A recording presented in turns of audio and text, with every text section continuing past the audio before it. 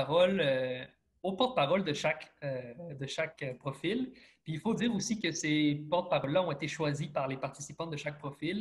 Donc, c'est vraiment une occasion privilégiée, comme le disait ma collègue Carminda, de donner en fait la parole à ces jeunes-là, puis qui sont en contact avec des personnes décideuses et influentes dans la société, dans un contexte qui se veut vraiment intime. Donc, on n'est pas beaucoup aujourd'hui, donc c'est un moment pour se mettre ensemble puis partager nos réflexions autour de la société qu'on veut voir demain, donc telle que vue par les jeunes.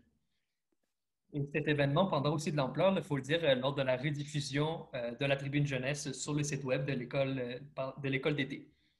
Donc, sans plus tarder, je vais laisser la parole à notre chère directrice de l'INM, Madame Julie Carole Malenfant, qui va faire un petit mot d'accueil et qui va présenter nos partenaires. Mais juste avant, Julie, je veux juste dire un petit mot sur le temps. On est vraiment précis sur le temps aujourd'hui. On est quand même top chrono. Donc, si je vous interromps, c'est pas parce que je vous aime pas, je vous aime beaucoup, mais c'est juste qu'on est précis dans le temps. Donc, voilà pour ça. Donc, Julie, je te laisse la parole. Merci beaucoup, Vicente. Et tu as la permission de m'interrompre. Effectivement, si je m'attarde trop, je vais tenter d'être brève néanmoins. Alors, chers participantes, chers participants, chers invités, partenaires, du fond du cœur, merci d'être là ce soir. L'école d'été, c'est vrai que cette année, ça se termine aux frais. Ça a vécu effectivement toute une mutation pour s'adapter au contexte. Donc, je vous épargne les détails puisqu'on est tous au courant. On a expérimenté cette année une nouvelle formule qui est très éclatée, puis c'est pas peu dire parce que l'école d'été à l'INM cette année, bien, ça a duré 5 mois. L'été a duré 5 mois chez nous parce qu'on ne fait rien à moitié. Puis, il faut reconnaître aussi que ça a demandé une très belle persévérance de la part des jeunes participantes, puisqu'un engagement dans la durée, c'est encore plus compromettant et exigeant. Le contexte a aussi exigé de l'adaptation puis beaucoup de créativité de la part de l'équipe de l'INM parce qu'on planifie ça plusieurs mois à l'avance et puis on avait toute une programmation sur 4 jours qui devait se réaliser dans une université à Montréal. Vous devinez qu'on a dû revirer ça complètement de barre.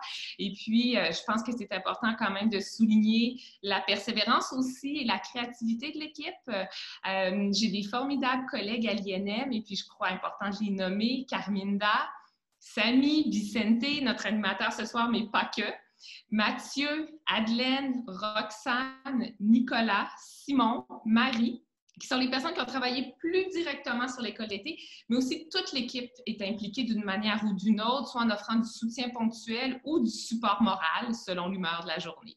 Alors, merci à tout le monde. Enfin, l'école d'été, cette année, ça a demandé beaucoup de dévouement de la part des intervenants qui se sont prêtés au jeu, qui ont partagé leur expertise de façon inspirante, malgré parfois la distance que l'écran nous impose. Alors, un grand merci. Et puis, sans vous tous que j'ai nommés, en commençant par les participantes, eh bien, l'école d'été serait tout simplement pas possible. Je tiens aussi à vous dire que l'engagement jeunesse, soyons conscients et disons-le, ce n'est pas simple dans le contexte actuel. Et puis, considérant ça, je tiens à dire à quel point je pense qu'il y a de quoi être fier de la jeunesse, dont l'engagement nous donne beaucoup d'espoir. On vit une période qui, surtout au mois de novembre, commence à être un peu morose pour plusieurs. Et puis, on parle beaucoup de la santé mentale des jeunes dernièrement.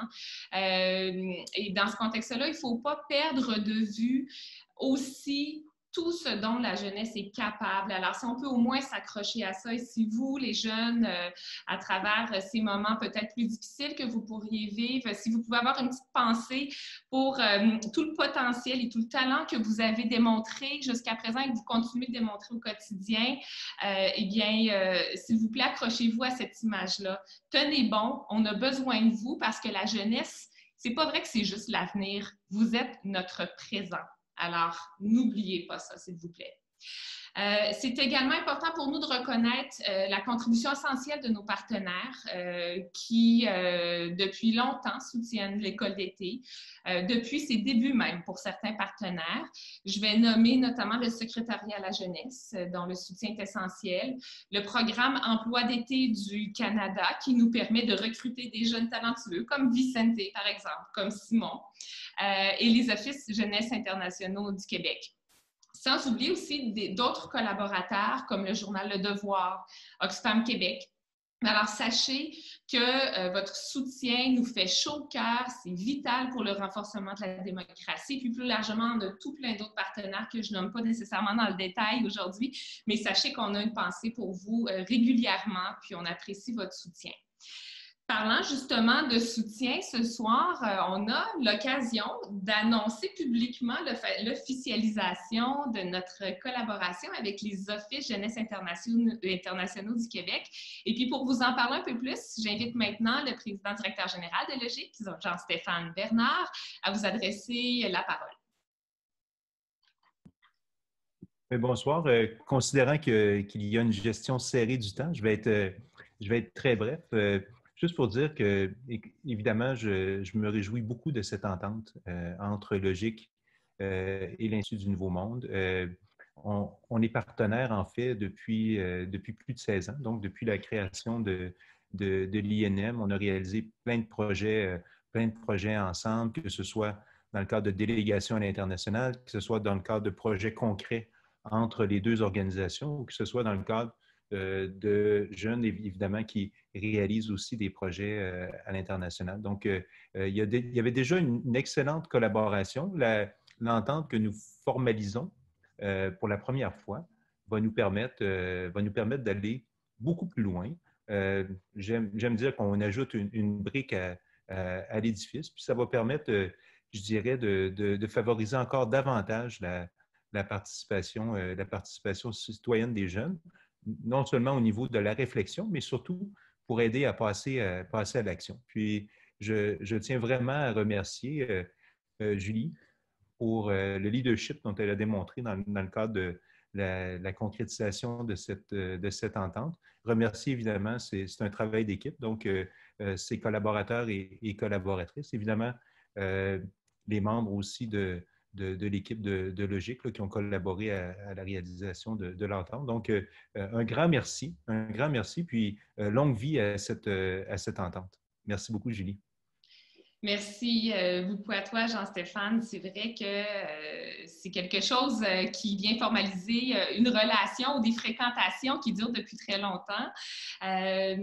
Mais c'est quand même pour nous assez significatif comme geste d'affirmer cette envie de continuer de collaborer ensemble. Et puis, je pense que justement, cette entente-là va peut-être nous amener à une nouvelle étape de notre collaboration, de notre relation qui va profiter surtout à la jeunesse québécoise. Alors, merci beaucoup infiniment. Je dois faire amende honorable.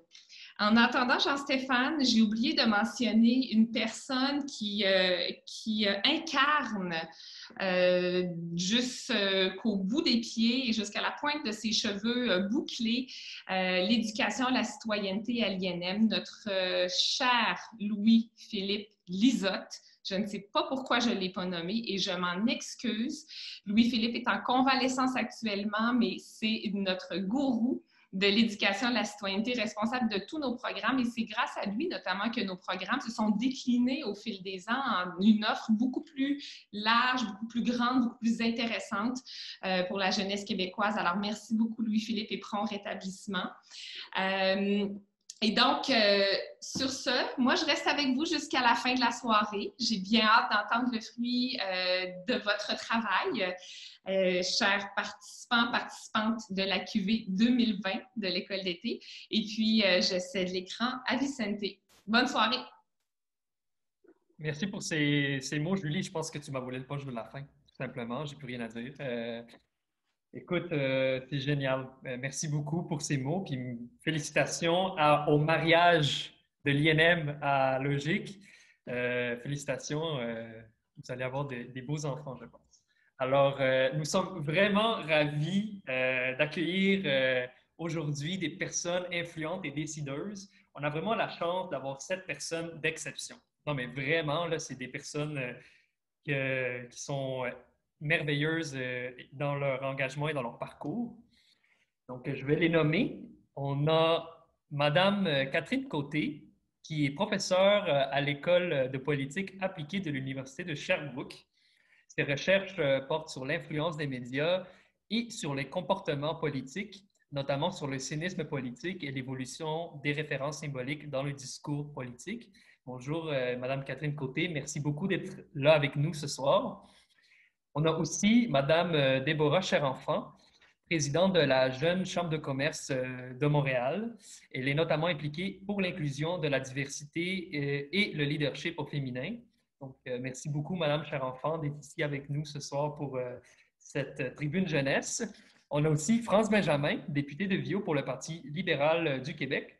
Il est notamment porte-parole de l'opposition officielle pour les dossiers jeunesse. Je ne le vois pas dans mon écran, mais je lui souhaite la bienvenue, puis merci beaucoup d'être ici avec nous ce soir aussi. Ensuite, on a Madame Laurence Lavigne-Lalonde, qui est élue municipale pour Projet Montréal dans l'arrondissement de Mercier-Hochelaga-Maisonneuve, district de Maisonneuve-Longue-Pointe. Elle est responsable de la transition écologique et résilience et de l'espace pour la vie et de l'agriculture urbaine. Alors, je merci beaucoup, Madame Mégane Perry-Melançon, d'être ici avec nous. Je pense qu'il va y avoir des discussions super intéressantes qui vont surgir des présentations. J'ai bien hâte. On a aussi Monsieur Pierre Lavoie, qui malheureusement ne peut pas être ici avec nous. Il a eu un empêchement, mais on va vous montrer un petit vidéo de lui tout de suite après. Tout de suite après, en fait, avoir présenté notre dernier invité qui a un petit empêchement, mais qui va se joindre à nous dans les minutes qui suivent. Là, c'est M. Samuel Poulain, député de Beauce-Sud pour la CAQ et adjoint parlementaire du premier ministre pour le volet jeunesse et adjoint parlementaire de la ministre du Tourisme.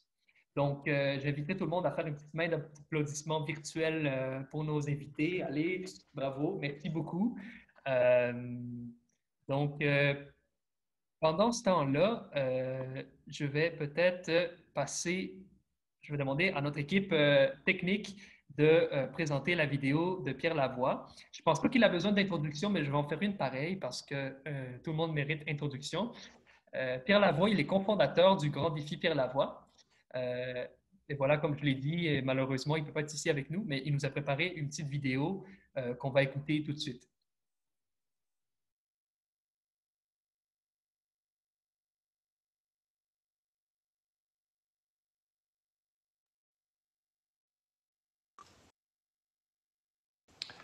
Allô tout le monde, ici Pierre Lavoie. Je tenais à vous faire une petite vidéo pour féliciter l'initiative de l'Institut du Nouveau Monde avec son volet Tribune Jeunesse. Les jeunes, félicitations d'avoir participé cet été à cette activité qui est un peu changée. Tout le monde en convient, c'est pas évident ce temps-ci. Mais les volets que vous avez pris, ces voix qui sont très intéressantes, que ce soit le plaidoyer, l'engagement, la mobilisation ou l'innovation, vient faire une grande différence. On a besoin de citoyens qui sont préoccupés par l'avenir. J'en suis un, personnellement. Je pense qu'il y a 4 grands chantiers dans notre société: l'éducation, l'économie, l'environnement et la santé. Est-ce qu'on a un système de santé durable? Pas du tout. Est-ce qu'on a un environnement durable? Pas du tout. Est-ce qu'on a une économie durable? Pas du tout. Est-ce qu'on a un système d'éducation durable? Pas du tout. Donc, présentement, les gouvernements empruntent des milliards pour maintenir le vieux modèle en place, qui aurait dû tomber d'une manière ou d'une autre. On devra réinvestir, donc réemprunter des milliards pour rebâtir des nouveaux modèles. On dit qu'au Canada, ce sont 25 ans avant de rembourser cette dette du COVID, et au Québec, tout près de 20 ans. Donc, c'est vos générations qui devront payer la facture et pas la mienne. Donc, aujourd'hui, on n'a pas le choix de construire dans la durabilité.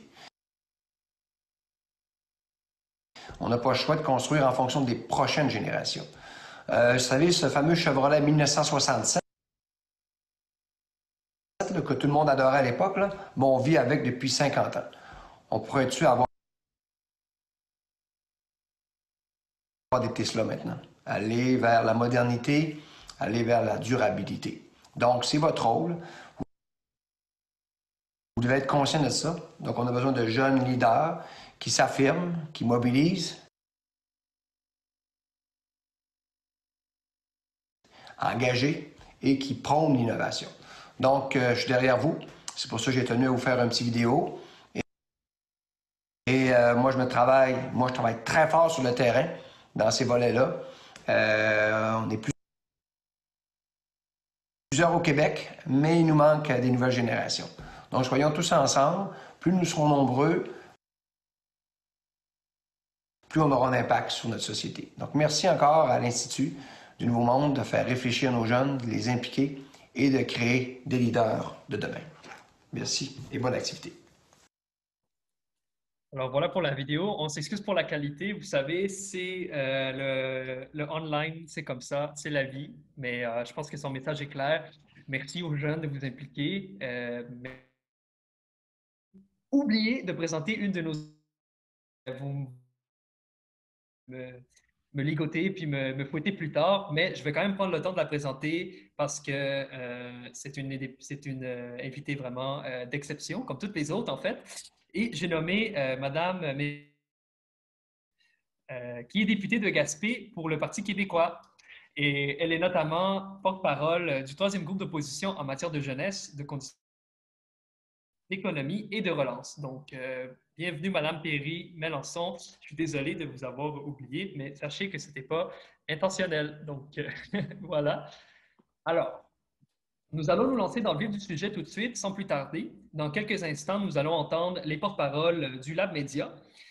Juste une petite présentation pour ceux qui ne le savent pas. Le Lab Média a été développé en partenariat avec Le Devoir et a permis à des jeunes de réaliser une série collective de reportages qui couvraient certains enjeux de société qui ont été soulevés lors de l'école d'été. Donc, il y a eu 2 cohortes du Lab Média, dont la deuxième là, vient d'achever, elle va pondre un texte bientôt, et qui bénéficie du soutien. En fait, ces cohortes-là, les 2 ont bénéficié du soutien de l'équipe de l'INM et du Devoir et a abouti en fait à la publication de ces articles-là dans le Devoir lui-même. Donc, on est très content d'avoir avec nous Émile Lupien de la cohorte numéro 1. Émile, es-tu avec nous?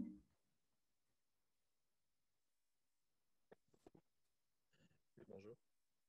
Salut, on t'entend. Est-ce que tu nous entends? Oui, je vous entends bien. Super, comment vas-tu? Ça va bien, merci, et vous? Oui, ça va, merci. Alors, est-ce que tu peux nous présenter un topo de ce qui a été le processus de rédaction de ce Lab Média? Oui, en fait, avec les membres de mon équipe, on était particulièrement intéressés entre le profil plaidoyer, en fait, de l'école d'été. Ça nous intéressait d'écrire, en fait, sur la façon dont la démocratie, ses institutions avaient été mises en danger par la pandémie. Au départ, on s'intéressait surtout à la participation citoyenne et aux institutions qui avaient été malmenées. Mais après une rencontre en fait avec Stéphane Baillargeon du Devoir, on a décidé de plus travailler sur la façon dont les élections américaines avaient été affectées par la COVID. Donc, ça nous a donné un article sur les impacts de la COVID sur les élections et incidemment sur la gestion de la crise par Donald Trump.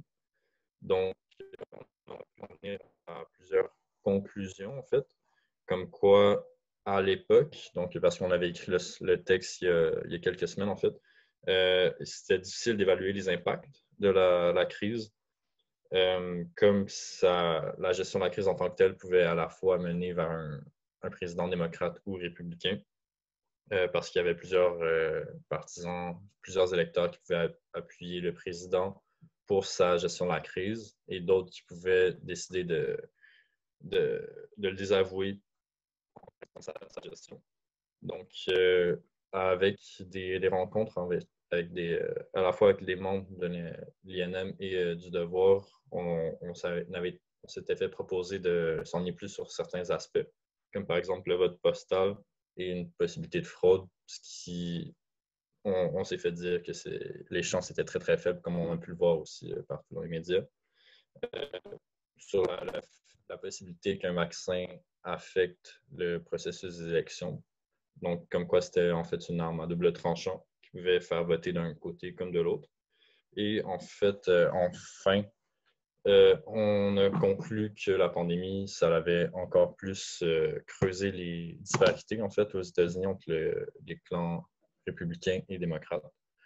Donc voilà. Donc je vais aussi finir en remerciant beaucoup à la fois l'Institut du Nouveau Monde et le Devoir pour leur accompagnement dans tout ça. Donc c'est très intéressant. Merci à toi, Émile, pour ton engagement puis ton texte. En fait, si vous allez dans le chat présentement, vous allez voir, il y a les liens vers les deux articles qui ont été publiés. Donc, merci beaucoup, Émile. On aura la chance d'en discuter avec des personnes qui ont été invitées ici. Donc, tout de suite, je vais en fait donner la parole à Jade Abukazm, qui pourra nous présenter en fait son processus de rédaction dans le Lab Média. À toi la parole, Jade. Oui, bonjour. Est-ce que vous m'entendez bien? Oui. Donc, moi, on m'avait dit que j'avais le droit de parler de ce que je voulais par rapport à ça. Moi, j'avais décidé de parler sur mon optimisme dans le journalisme. Mais je peux mixer ça un peu avec ce qu'on a fait. Non, je vais commencer avec... Parfait. J'ai 2 minutes parties maintenant. Donc, dans le fond, c'est à nous, qu'est-ce qu'on a décidé de faire? On s'est concentré sur la démondialisation. En parlant de ça, on a décidé de voir comment est-ce qu'une personne pouvait consommer plus localement. Dans les plats québécois, on sait qu'il y a juste 1/3 de ces produits qui sont produits localement. Mais au final, le gouvernement met tellement de pression sur consommer local. Il y a le panier bleu, par exemple, qui a été créé au début du confinement. Alors, comment est-ce que nous, on devrait faire, nous, les citoyens, pour consommer localement?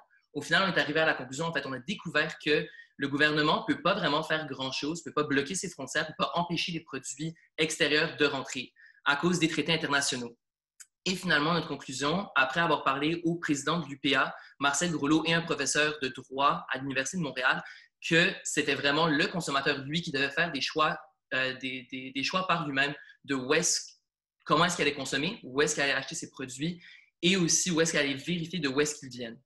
Ensuite, moi, pour parler de mon optimisme dans le journalisme, en tant qu'étudiant en journalisme, quand je suis rentré, j'étais vraiment découragé. Après 2 semaines, quand on a commencé à analyser des articles, comment est-ce qu'on a tellement une baisse dans la confiance dans les médias. Par contre, récemment, j'avais vu dans une étude de StatCan que les médias dont on faisait le plus confiance par rapport à la COVID, c'était majoritairement les médias considérés mainstream. Et moi, ce que ça m'a dit, c'est vraiment, au lieu de voir ça comme, OK, on doit se forcer à continuer dans le mainstream, je me suis dit non, au contraire, après avoir vu tout le monde avec qui je travaille à l'école, c'est pas vrai que nous, c'est là-dedans qu'on va continuer.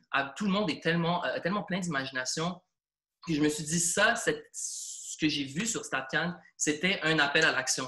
Maintenant, dans une période de transition, une période d'adaptation, une période de changement, on met vraiment de côté, puis on a décidé en tant que société de vraiment mettre le média comme étant cette image grosse de CNN, CBC, CTV, alors qu'au final, maintenant, on a tellement plus d'avenues. On a des podcasts, on a des documentaires, on a Vice News comme des médias alternatifs qui, eux, nous permettent tellement de voir plus loin que juste les hard news.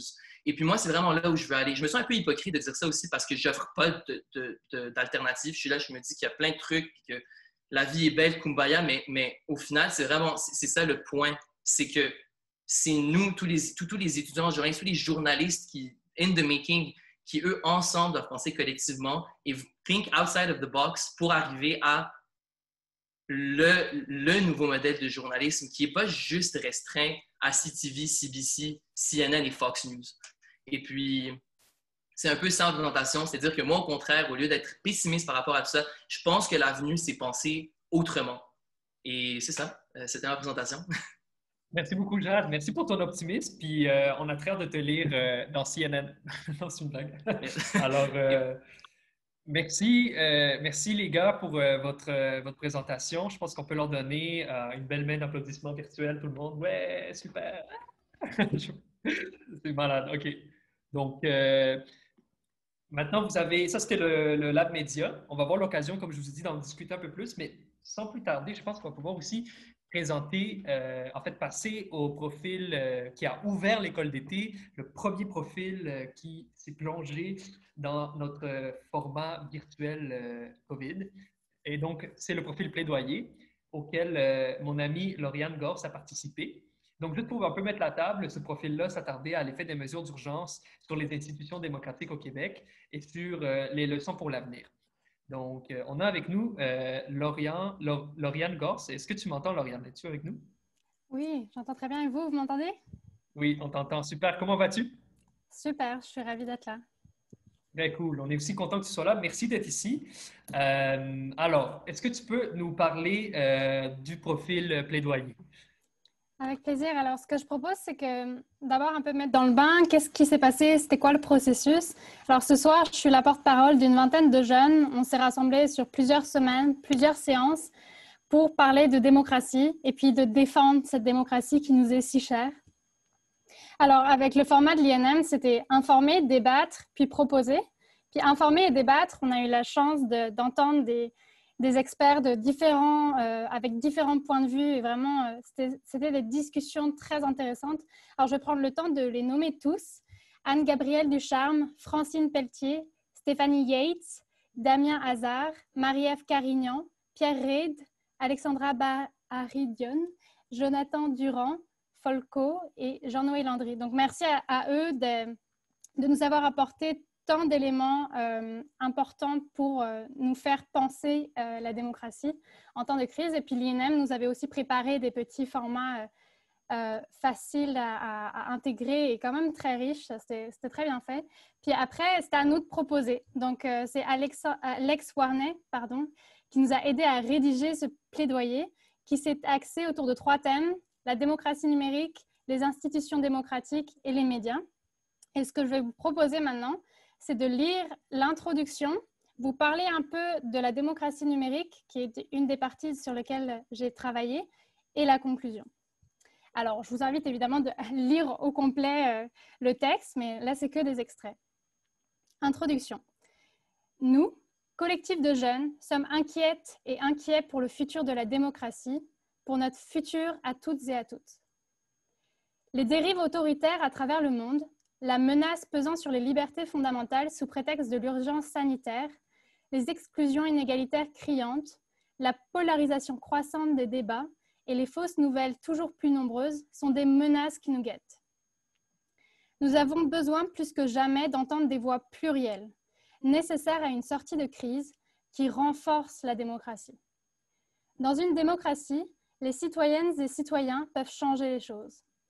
Et nous le faisons, non seulement en nous renseignant, mais aussi en étant une force de proposition et prenant au sérieux nos responsabilités civiques. Donc là, je vais parler d'un des 3 axes, la démocratie numérique. Puis à chaque fois, on parle de notre constat, de nos demandes et de notre engagement. Donc par exemple, dans le constat, c'est de se dire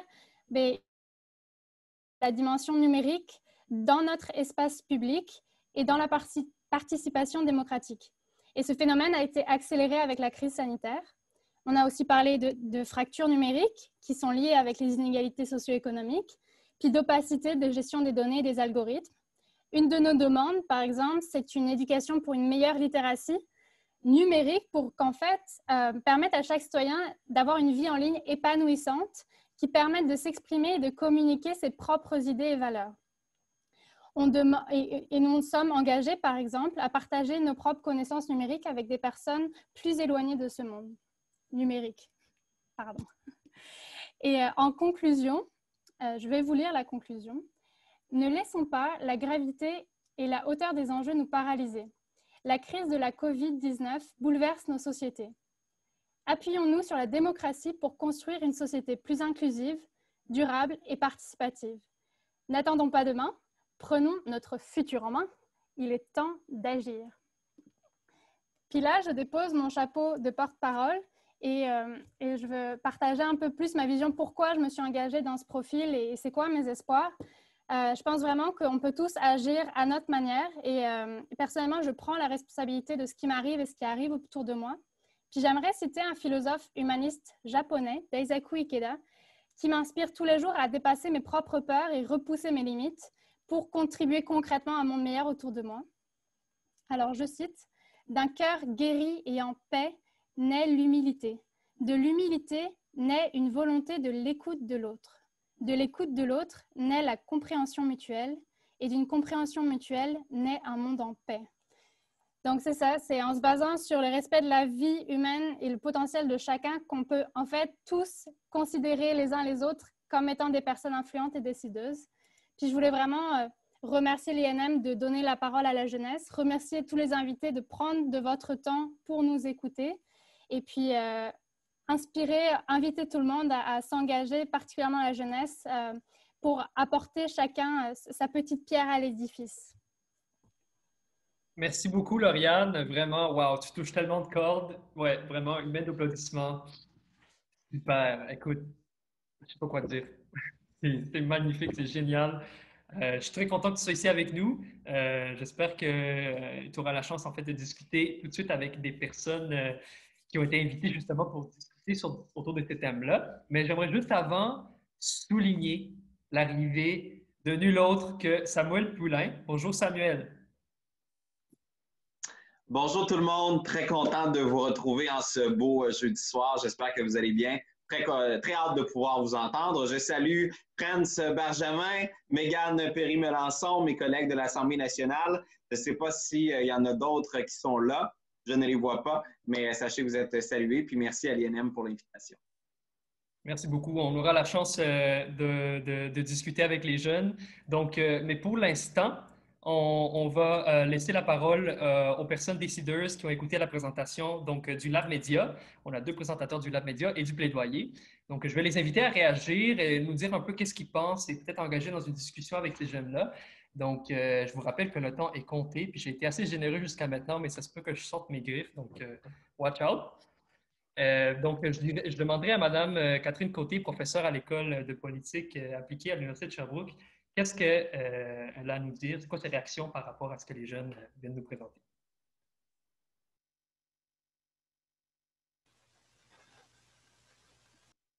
Oui, vous m'entendez?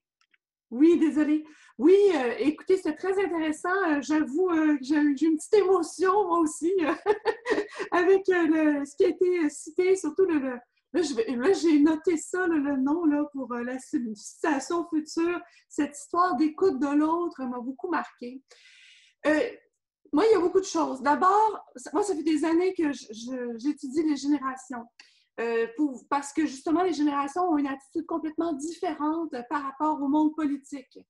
Pendant 20 ans de temps, tous les chercheurs étaient complètement découragés parce qu'ils se disaient qu'il y avait de moins en moins d'engagement des jeunes, c'était quelque chose de difficile. Et est arrivée la génération Y qui a commencé à changer la donne. Pourquoi? Parce que même jeunes, ils commençaient à s'engager. Et est arrivée la nouvelle génération, génération Z. Les 2 générations, Y et Z, sont complètement en train de changer les choses par leur perception des choses et surtout par leur engagement très tôt. Et ça, c'est formidable à voir, juste avec ce qu'on vient d'entendre tout à l'heure. Juste ça, je dis, j'ai véritablement un frisson. Ça fait quelque chose. Maintenant, ce qui est trait au contenu, le sujet en tant que tel est extrêmement important. Oui, présentement, toute la façon de se percevoir par rapport à notre propre citoyenneté va passer de plus en plus par le numérique. On a parlé tout à l'heure avec le Lab Média sur tous les médias, le journalisme citoyen va devenir journalisme numérique, mais il y a aussi cette idée que la participation démocratique va se faire de différentes manières. D'abord, notre information, le fait de s'informer. On ne peut pas participer à une vie démocratique si on n'est pas informé.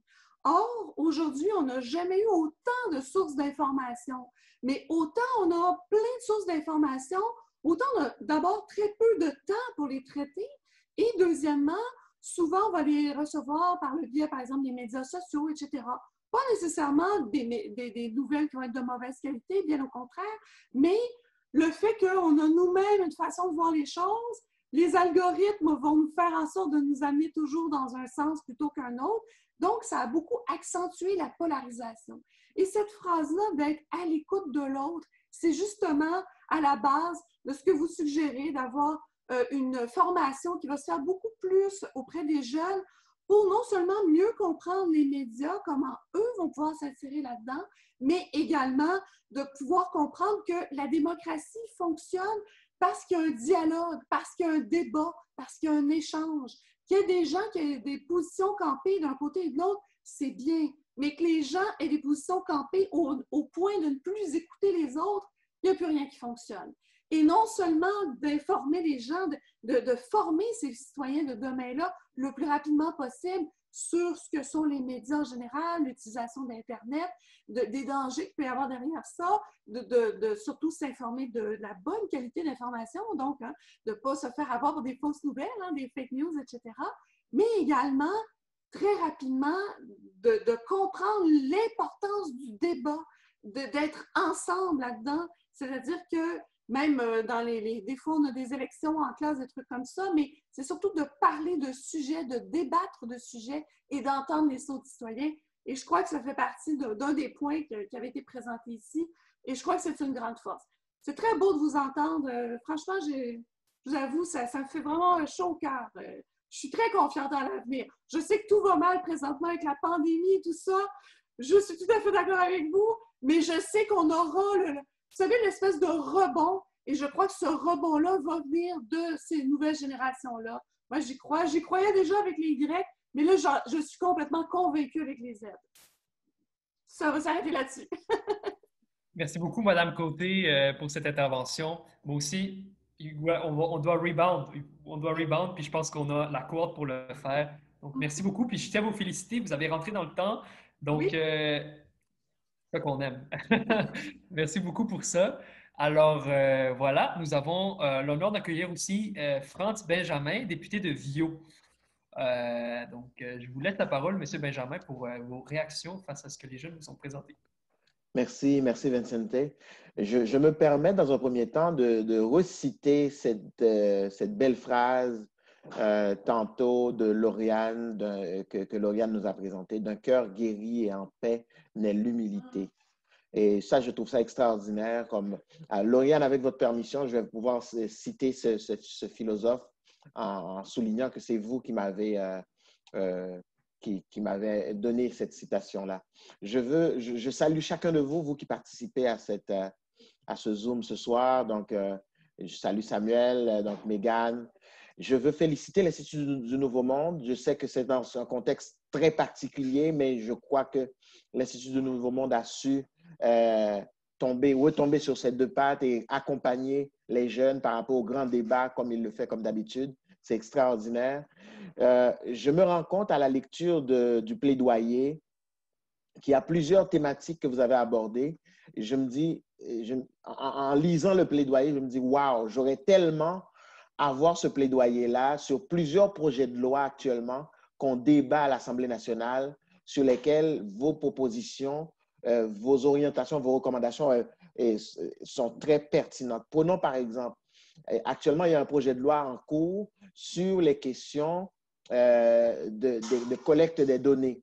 Donc, c'est la loi sur l'accès à l'information. Or, l'enjeu justement de l'algorithme, de reconnaissance faciale, tout ce que vous avez amené comme piste de réflexion, comme interrogation par rapport au fait que, par exemple, il a été démontré que ces algorithmes-là, effectivement, et les questions de reconnaissance faciale peuvent être, j'ai bien dit peuvent être, effectivement, des outils de discrimination dans certains cas, et de territoires, de groupes et de communautés. Et donc, je pense que ça, c'est très intéressant. Voilà autant d'éléments que j'aurais aimé apporter.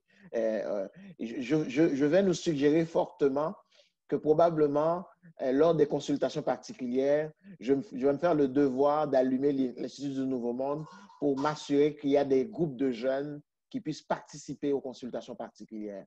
Parce que comme tout à l'heure, la présidente nous disait, la directrice générale nous disait, c'est maintenant, ce n'est pas demain, c'est maintenant que ça se passe pour nous.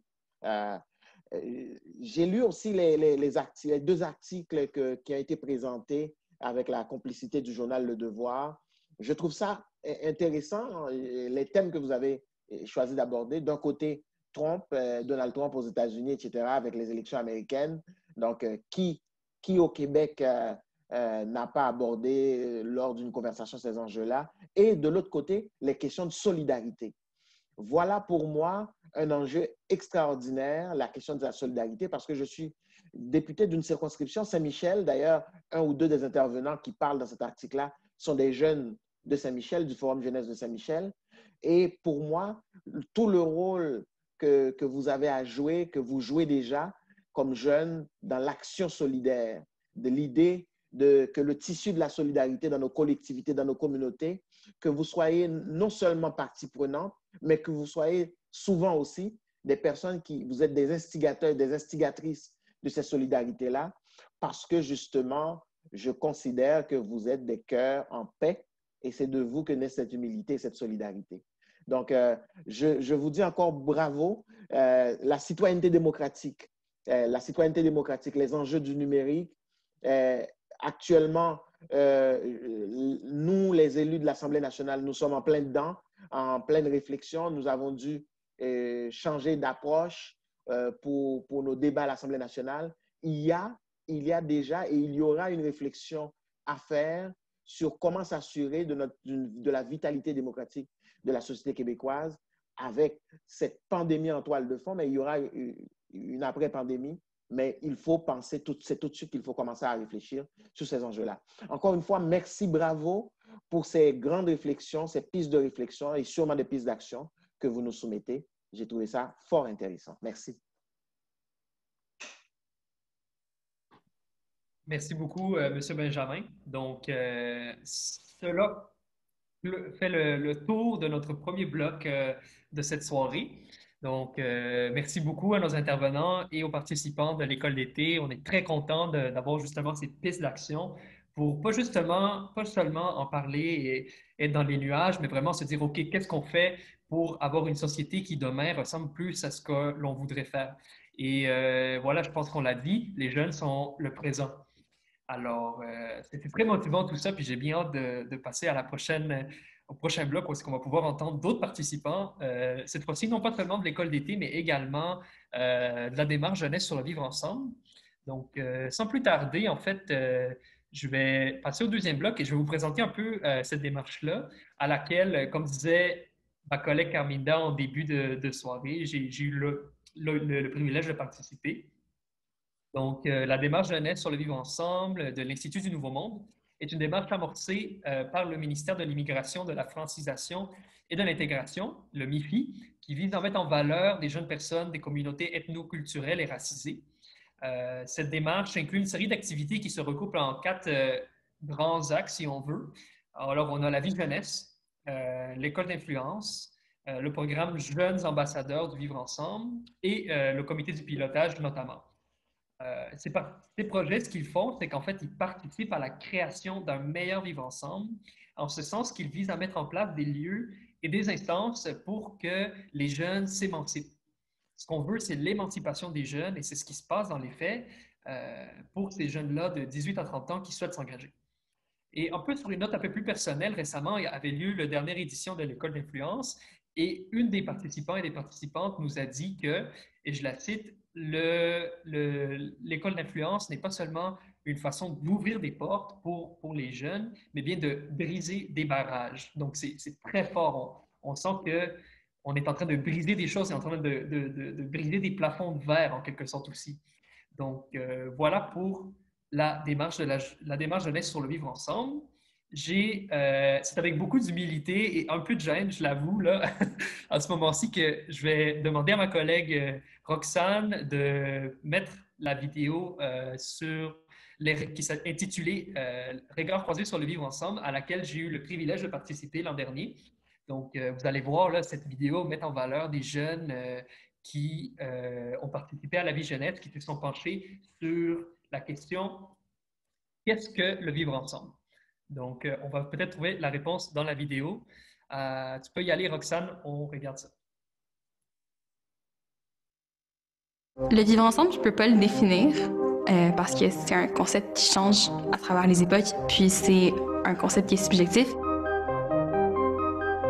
Vivre, c'est la simple notion d'être, d'exister, de se réaliser, et ensemble, on pourrait dire que c'est les uns avec les autres collectivement. Donc, en additionnant ces deux termes, quelque part, on peut voir naître la notion de coexistence. Moi, mon enfance, je dirais, c'est nomade. J'ai changé beaucoup d'écoles, puis il y a 3 ans, j'ai immigré au Québec. En arrivant au Québec, j'ai été très chanceux. J'ai vécu une expérience qui somme toute positive dans l'intégration. À mon arrivée à l'école secondaire, c'est là où il y a vraiment des étudiants de divers milieux qui se rencontrent. Et puis on remarquait un peu, pas un clash, mais plutôt il y a une peur de l'autre qui se développe. On se demande, est-ce qu'il y a islamophobie au Québec? Quand on marche à pas feutrés autour de termes comme l'inclusivité, comme le racisme, notre réponse immédiate va être de dire « Ah, ben ça fait pas partie de ma culture, donc ça me rend mal à l'aise. » Trouver une façon d'être à l'aise avec cet inconfort-là, c'est là qu'on progresse. Il faut comprendre dans quel contexte ces personnes ont fondé ces opinions-là. C'est aussi d'être curieux, c'est aussi d'être capable d'aller chercher l'autre. Ça va de la responsabilité individuelle, mais ça va aussi au niveau plus global, plus collectif et plus institutionnel. Il y a plusieurs situations actuellement par les institutions politiques, gouvernementales qui amènent à ce qu'il y a des groupes qui se sentent non reconnus. Dans une société qui se dit multiculturelle ou interculturelle, je me demande comment est-ce qu'on va définir notre culture? Les différences de tous et chacun s'inscrivent dans un projet narratif. Apprendre à s'adapter tout en affirmant un peu notre individualité puis notre culture. Et je pense que les gens qui viennent peuvent apporter aussi une pierre à l'édifice pour faire évoluer cette identité. Que leur point de vue soit considéré dans les décisions collectives qui sont prises en tant que société. Ma société de demain idéale, ça serait mieux aujourd'hui, mais on va dire pour demain. Ce serait une société où on dit plus souvent « je ne sais pas ». Ça fait en sorte qu'on fait preuve de plus d'ouverture envers l'autre, puis ça fait en sorte qu'on admet sa propre incompréhension. C'est se rendre compte qu'on a beaucoup plus de points en commun que de différences.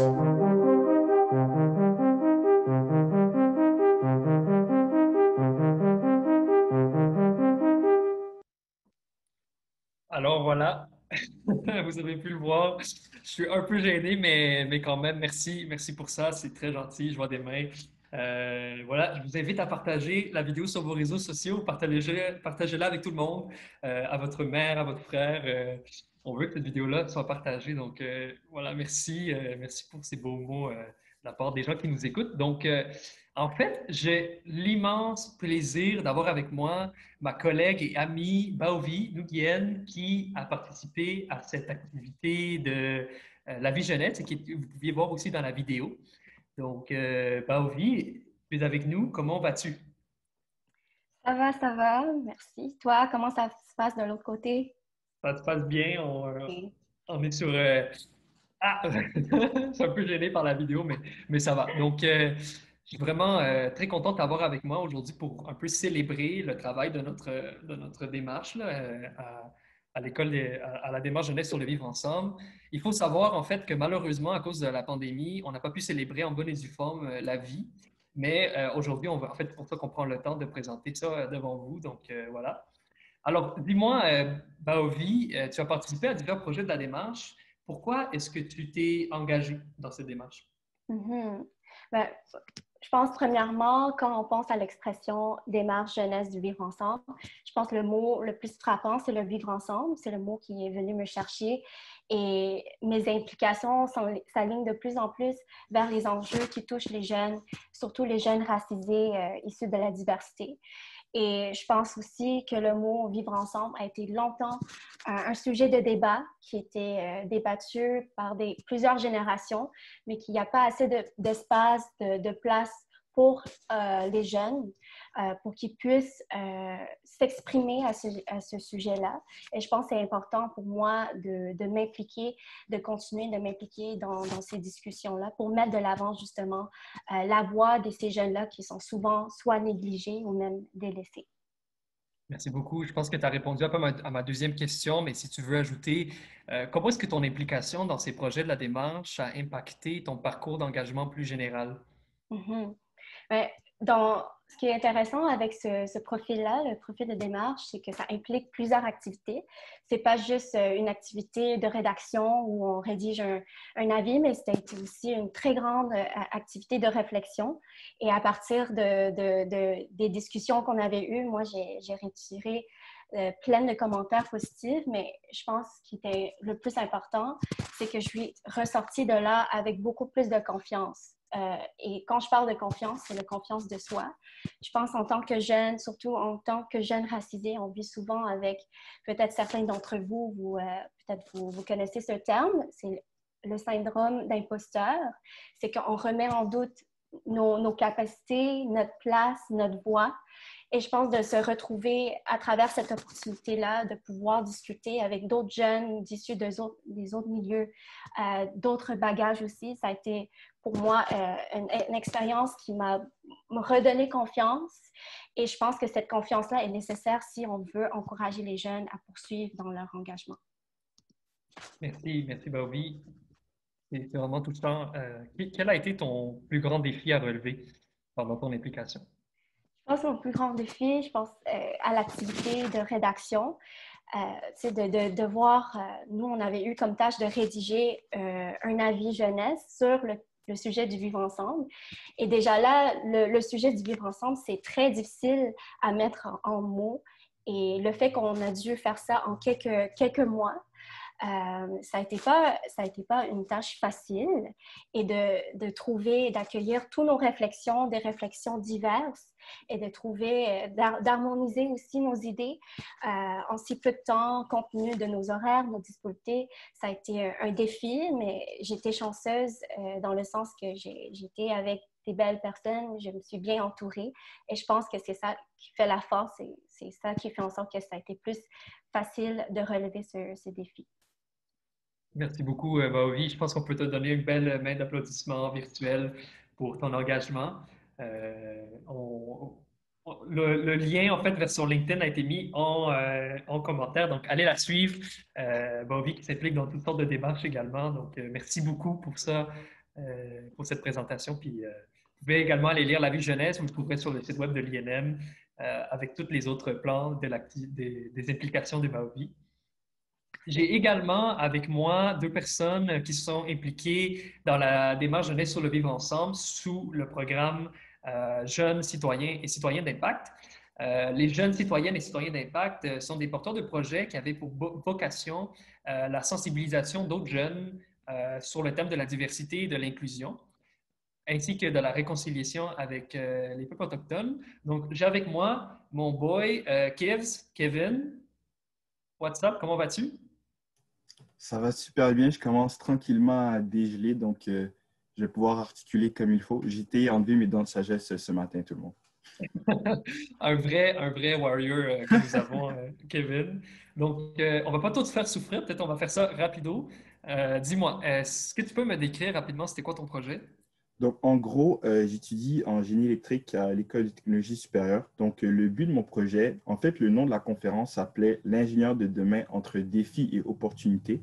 Et le but de la conférence était de sensibiliser les jeunes ingénieurs à l'impact que la gestion de projet peut avoir dans des communautés marginalisées. Pourquoi c'est important? En tant qu'ingénieur, on met souvent l'emphase sur la technologie utilisée, sur les moyens, sur les profits, mais pas assez sur les communautés qui vont être touchées. Puis, du même aspect, tout ce qui est l'impact socio-culturel d'un projet. Donc, le but, c'était vraiment de donner les outils aux gens qui viennent à la conférence pour qu'ils se posent des questions, puis qu'avant qu'ils mettent leurs pieds sur le terrain, ils se demandent, est-ce que je suis qualifié, est-ce que je réponds aux besoins ou j'impose juste des désirs de construction? Merci. Et dis-moi, qu'est-ce qui t'a poussé à réaliser ce projet? Pourquoi tu as réalisé ce projet-là, au fond? C'est quoi que tu as... En soi, un peu comme Bao l'a dit, le concept du vivre ensemble est quelque chose qui me touche vraiment beaucoup. J'ai eu la chance de faire un projet de coopération internationale. En passant vite, merci beaucoup à M. Bernard et son entreprise, et son organisation, en fait, parce que je fais partie du Précis, puis on a pu faire un stage de 4 mois au Rwanda avec une des bourses qu'on a reçues par Organisme Logique. Donc, en soi, voilà, j'ai été sur le terrain pendant 4 mois dans une petite communauté rurale du Rwanda où on a construit un poste de santé de A à Z. 6 étudiants en ingénierie, 3 en génie de la construction, 2 femmes en génie mécanique et moi en génie électrique. Le but d'être le plus diversifié possible. Et en soi, en revenant après à la maison, j'ai réalisé à quel point ce que je voyais en classe ou ce qu'on m'apprenait n'était pas nécessairement les choses les plus appropriées sur le terrain. Il y a l'aspect culturel, il y a l'aspect aussi les language barriers. Donc, tout ça m'a fait réaliser qu'encore une fois, on peut avoir toutes les bonnes intentions du monde. Si on n'est pas outillé comme il faut, on peut amener plus de négatifs que de positifs. Et le but, c'était de ramener ça en sol québécois avec nos communautés autochtones, que ça arrive très souvent qu'on parle de projets sur les réserves, mais on ne sait pas c'est quoi vraiment leurs besoins ou leur ressenti par rapport à ces initiatives-là. Donc, le but, c'était vraiment comme j'ai dit, d'outiller les étudiants de mon université pour qu'avant même de prendre ces mandats-là, ils se demandent est-ce que je suis qualifié, puis est-ce que je me pose les bonnes questions. Merci. Dis-moi, est-ce que tu parlais des bonnes intentions, pas nécessairement en adéquation avec l'impact positif? Est-ce que toi, ton projet a eu l'impact que tu souhaitais? Je dirais qu'on voudrait toujours qu'il y ait le plus de personnes possible. Donc, à ce niveau-là, il y aurait toujours eu place pour plus d'étudiants. Mais en soi, moi, j'ai fondé un groupe qui s'appelle Ingénieurs sans frontières Canada, une filière d'Ingénieurs sans frontières Canada, mais sur le campus de l'ETS. Puis, on a eu beaucoup de nouveaux membres suite à cette conférence-là parce qu'ils réalisaient qu'ils n'étaient pas outillés comme ils le devraient. Puis que si ce n'était pas au niveau, on va dire, pédagogique en classe qu'ils allaient l'avoir, c'est à travers l'extracurriculum. Donc, à ce niveau-là, je suis très satisfait. Puis ça nous a permis de continuer nos travaux, que ce soit avec Mme Karina Kewarsan ou Julie Forget du BAP. Merci beaucoup, Kevin, pour cette présentation-là. Nous avons aussi avec nous Mouzna Duraid, qui a aussi été porteuse de projet. Comment vas-tu, Mouzna? Salut, bonjour. Comment ça va? Ça va bien, et toi? Ça va? Très bien. Alors, je te pose la même question que Kevin. Est-ce que tu peux nous décrire brièvement, c'est quoi ton projet? Oui, c'est mon projet. J'ai fondé un groupe qui s'appelle le Mouvement des Autochtones et des réfugiés. Comme je suis réfugiée syrienne arrivée il y a 3 ans, donc j'ai vécu la difficulté aussi d'être intégrée dans le nouveau milieu au Québec.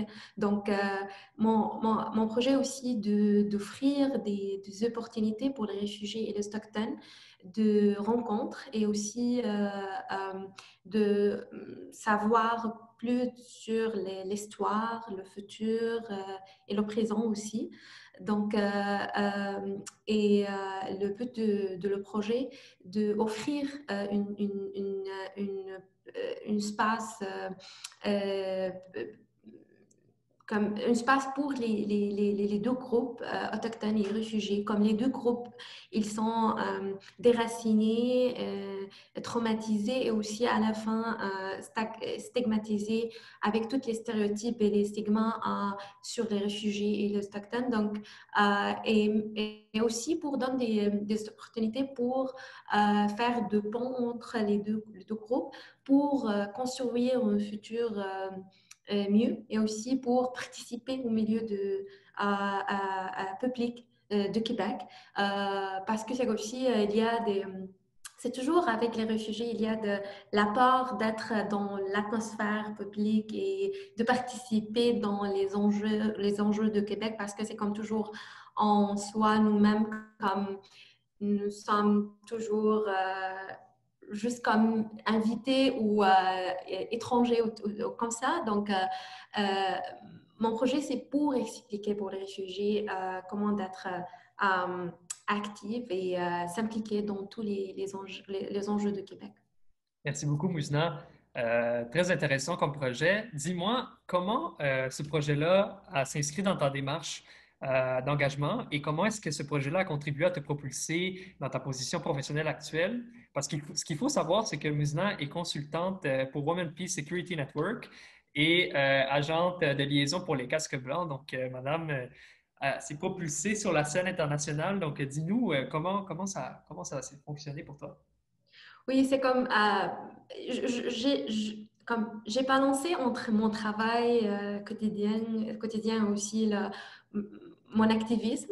C'est comme parce que c'est comme comme je suis francophone, donc à mon arrivée au Canada, quand j'ai déménagé à Montréal, donc j'ai entendu beaucoup des commentaires des gens qui ont dit que Montréal, c'est difficile à vivre là-bas, il y a beaucoup de racisme et tout ça, c'est difficile pour les réfugiés de commencer leur vie là-bas.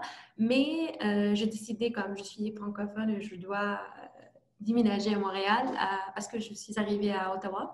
Et j'ai pris la décision d'être active et impliquée dans le milieu d'activisme au Québec. Donc, c'était un peu difficile parce qu'il y a des obligations pour mon travail, mais en même temps, c'est comme je dois comme mobiliser ma communauté et aussi les réfugiés autour de moi.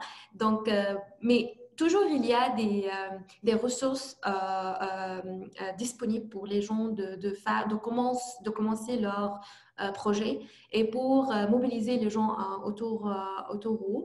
Et aussi, il y a l'aide qui, comme j'ai pris le soutien de l'Institut de Nouveau Monde pour organiser 3 rencontres entre les gens. Et aussi, beaucoup des gens de différents milieux, différents profils, ils ont participé à la rencontre que j'ai organisée parce que c'est comme aussi un espace pour rencontrer les réfugiés, les jeunes et aussi les autochtones. Donc, c'est vraiment un espace très actif et vivant. Donc, et c'est toujours ce qu'on a besoin de demander le soutien. On a beaucoup de soutiens au Québec, surtout à Montréal, les universités, les organisations, les ONG. Donc, on peut toujours prendre ce genre de soutien par demander ça et par découvrir c'est quoi les possibilités disponibles pour nous. Merci beaucoup, Muzna. C'est très, très, très passionnant. Je vais juste poser une dernière question. C'est un mot. Quel mot as-tu en conseil? C'est quoi le conseil que tu as pour les jeunes qui souhaitent s'engager, qui nous regardent peut-être aujourd'hui? C'est quoi le un mot que tu as à donner? Et qu'il n'y a pas de limite. C'est comme illimité. C'est 4 mots. Illimité, c'est bon.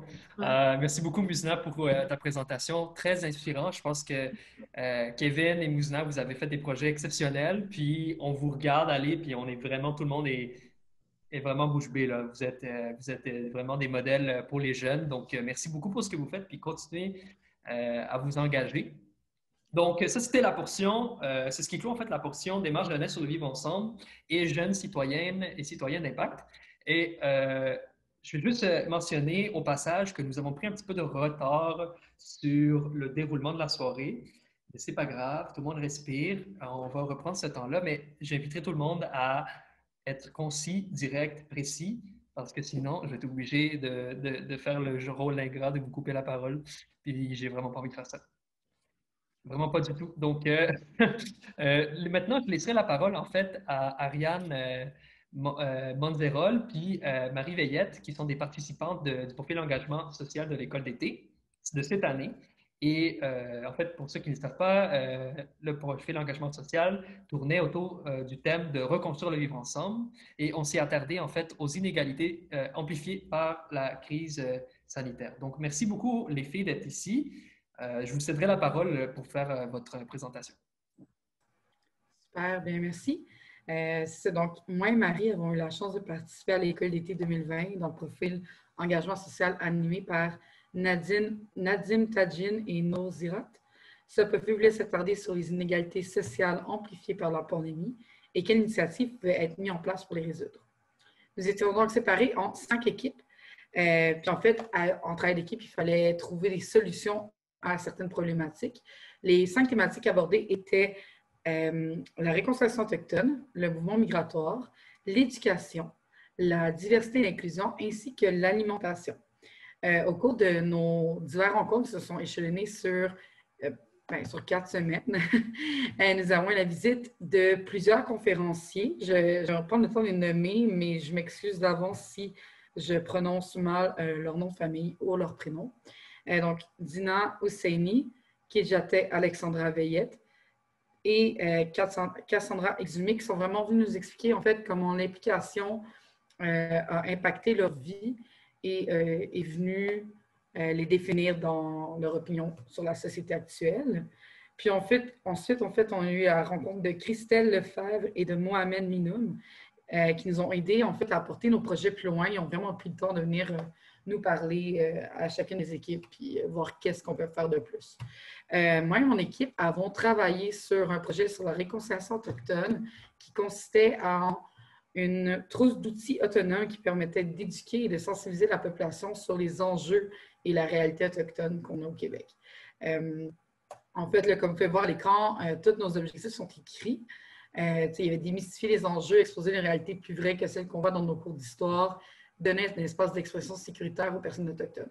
Le troisième objectif était, en fait, apportée par une de mes collègues qui était encore à l'école secondaire. Donc, moi, j'étais à l'école secondaire il y a comme 10 ans.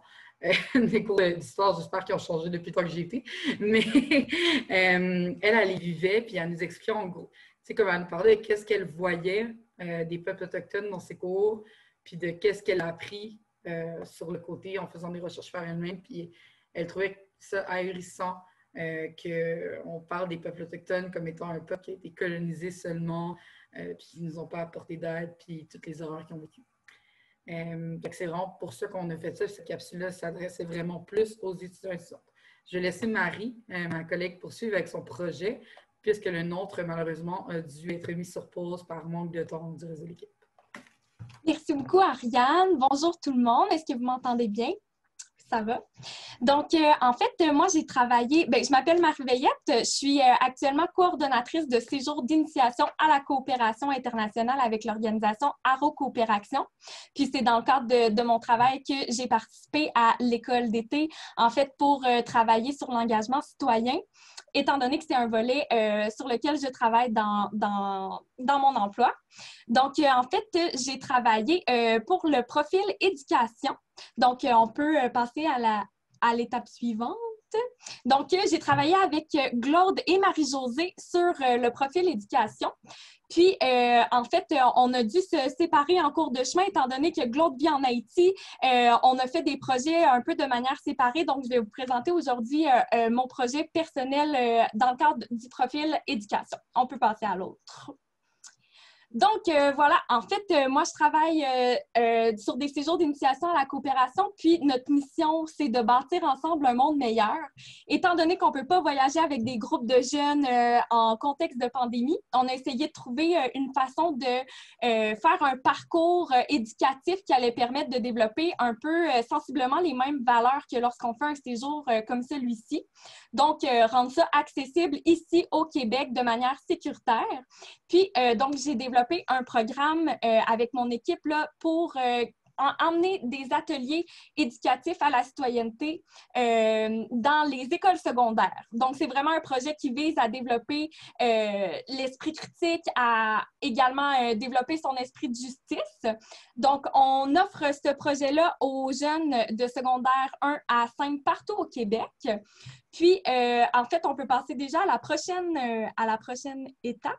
Donc, on a visé vraiment des thématiques variées pour les ateliers, donc liées avec les enjeux actuels, l'environnement, la consommation, la connaissance de soi pour être capable de trouver des manières de s'impliquer. On veut vraiment que les jeunes terminent ce projet-là, ce programme-là, en ayant un désir d'implication, puis en ayant envie de s'investir sur des projets d'engagement. Donc, voilà, le temps est rare de nos jours. On veut rendre ça accessible dans les écoles pour que les professeurs puissent avoir accès à cette ressource-là. Donc, on a travaillé avec l'INM pour rendre ça accessible dans les écoles secondaires. On peut passer à la prochaine étape.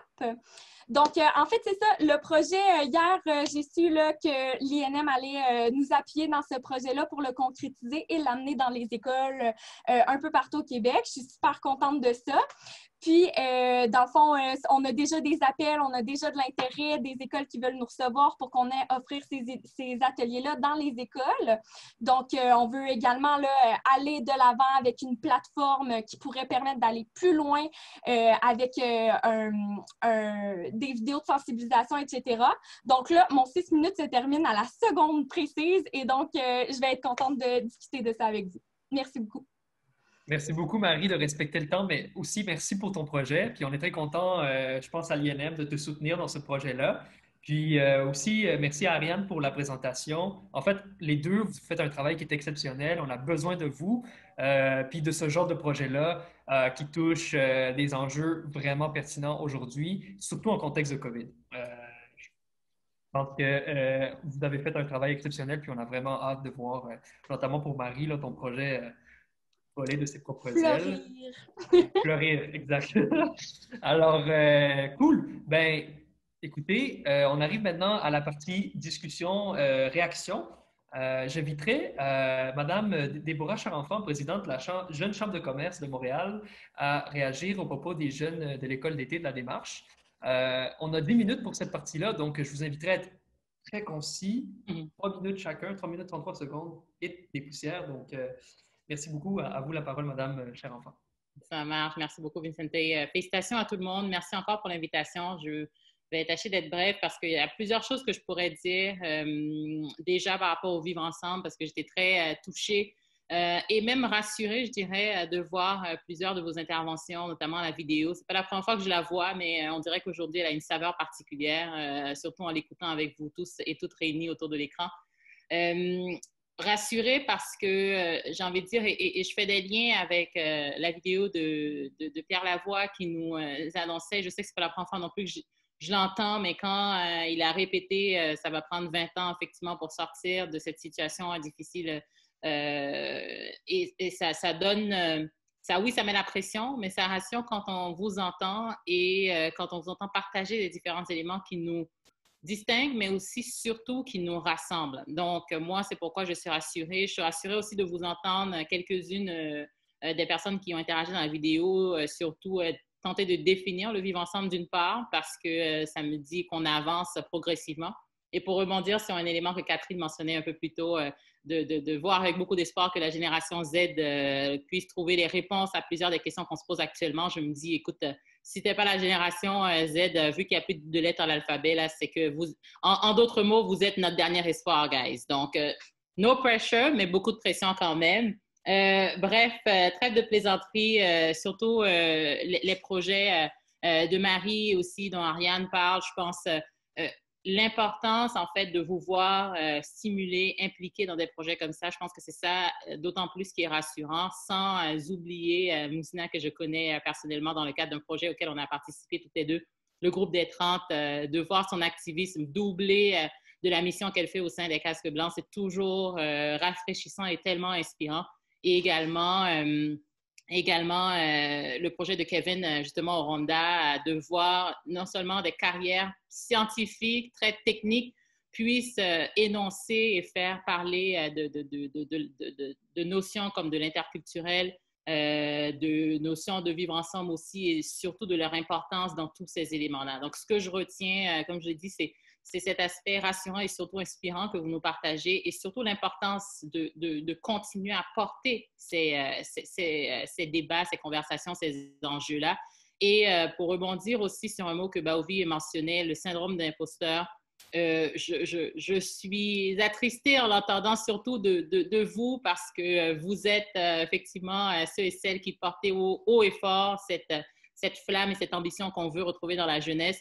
Mais je peux aussi vous rassurer à mon tour, puisque vous le faites pour moi, que c'est normal. Il ne faut juste pas que ça vous paralyse autant, parce que je pense que c'est un sentiment très, très humain. Ça veut juste dire, en tout cas, qu'on est en train de faire quelque chose de grand. Si il vous touche, ça veut dire que vous êtes en train de toucher à quelque chose de grand. Il ne faut juste pas qu'il vous paralyse trop, parce que ça veut dire que vous êtes sur la bonne voie. Donc, voici mes premières réactions. J'essaie de respecter le 3 minutes. Je n'ai pas compté, mais je pense que je suis dans les temps. J'ai bien hâte d'entendre les prochaines personnes, mes collègues, dans ce même panel. Merci beaucoup, Madame. Cher enfant, vous avez été vraiment top chrono. Excellent timing et excellent message. Rien de plus à dire. Donc, merci beaucoup. Maintenant, je laisserai la parole à Monsieur Jean-Stéphane Bernard, PDG de Logique, à exprimer ses réactions. Comme Déborah, je vais m'assurer de respecter le temps.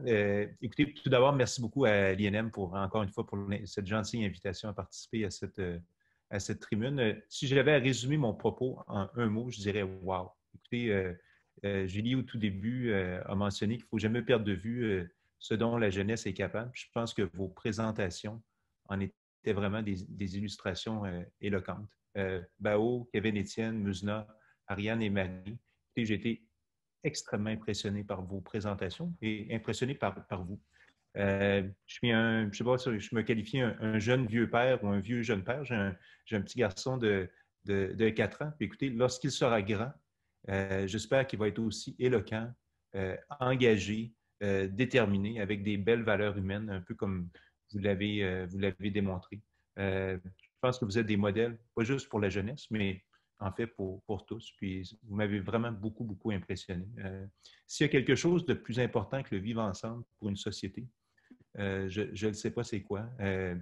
je pense que moi, c'était la première fois que je voyais la vidéo, puis ça m'a beaucoup impressionné. Puis d'ailleurs, à Logique, on va voir comment on peut faire pour la diffuser. Mais j'aimais beaucoup aussi dans les propos, en fait, de commencer au début, puis de bien définir ce qu'est le vivre ensemble. Puis j'aime beaucoup aussi dans la démarche qu'on vise non seulement un épanouissement collectif, mais aussi évidemment individuel.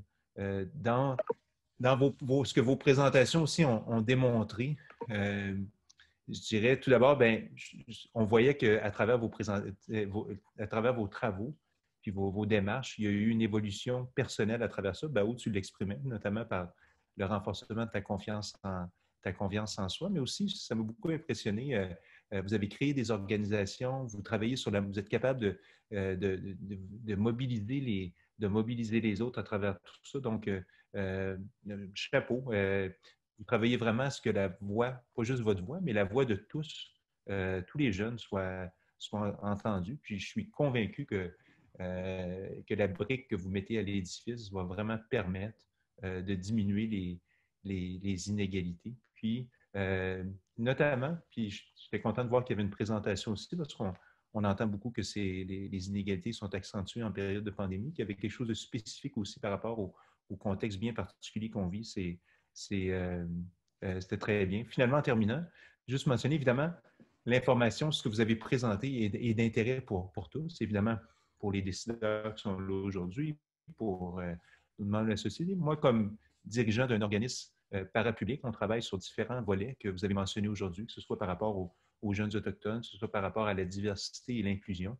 Puis, je vais voir comment est-ce qu'on peut travailler ensemble pour aller encore plus loin au niveau de vos projets. Donc, écoutez, un grand merci.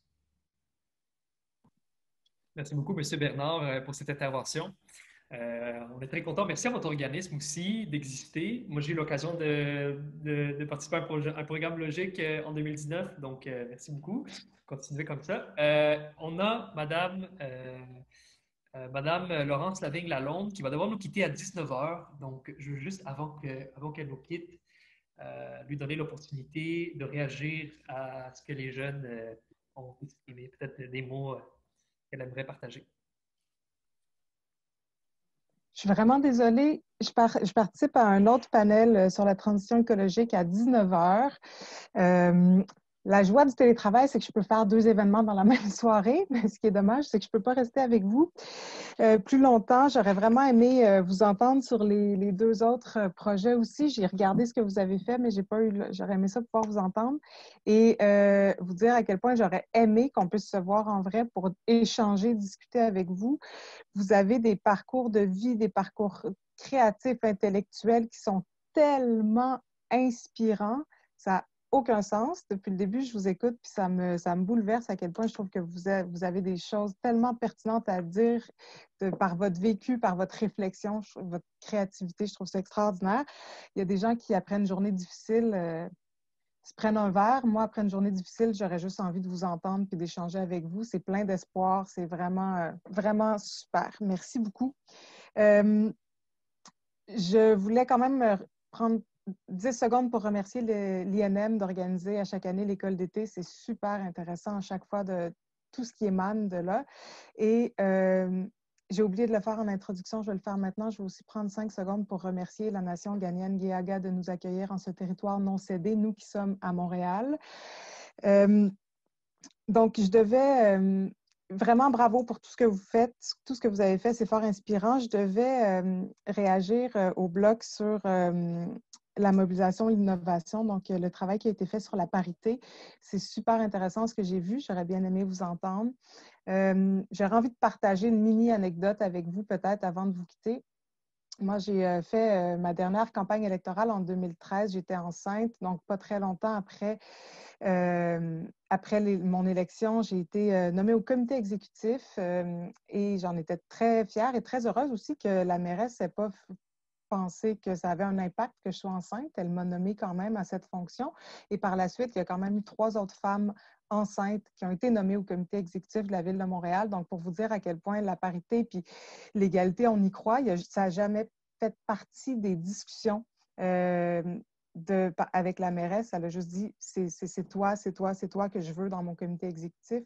Donc ça, j'ai trouvé ça extraordinaire. Mais étant en mandat, on n'a pas tout à fait de congé de maternité. Donc après quelques semaines, j'étais de retour au travail et j'amenais ma fille avec moi au comité exécutif, siéger au comité exécutif, siéger au conseil.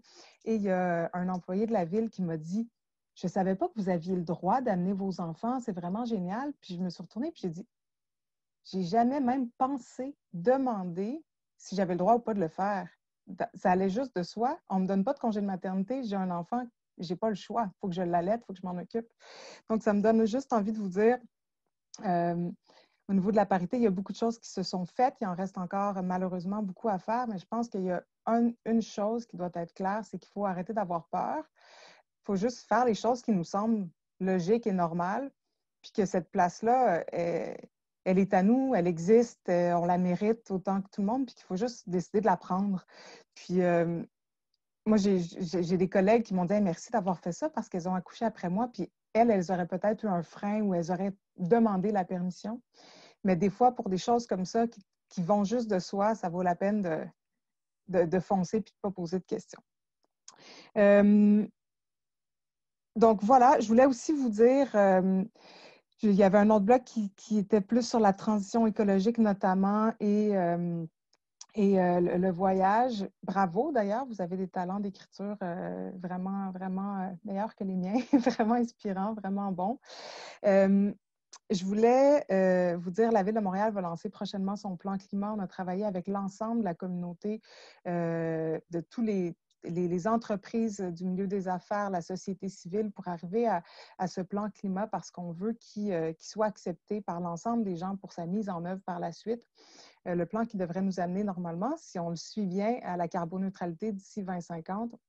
Et je voulais remercier l'ensemble des jeunes qui ont marché à Montréal en septembre l'année dernière, les jeunes de Friday for the Future, tous les jeunes qui, dans leur quotidien, se mobilisent pour cette grande cause-là qui nous unit tous à travers le monde et vous dire à quel point ne soyez pas gênés de parler de ça, prenez votre place. Nous, quand on va lancer ce plan-là, on veut qu'il soit accepté, on veut qu'il vive et on a besoin de vous aussi fort que vous l'étiez dans les rues, aussi fort que vous l'avez été ou que vous l'êtes encore à faire des grèves le vendredi pour démontrer que c'est ça qu'on souhaite pour notre avenir et qu'on ne peut pas se permettre de laisser passer cette dernière opportunité qu'on a de faire des changements.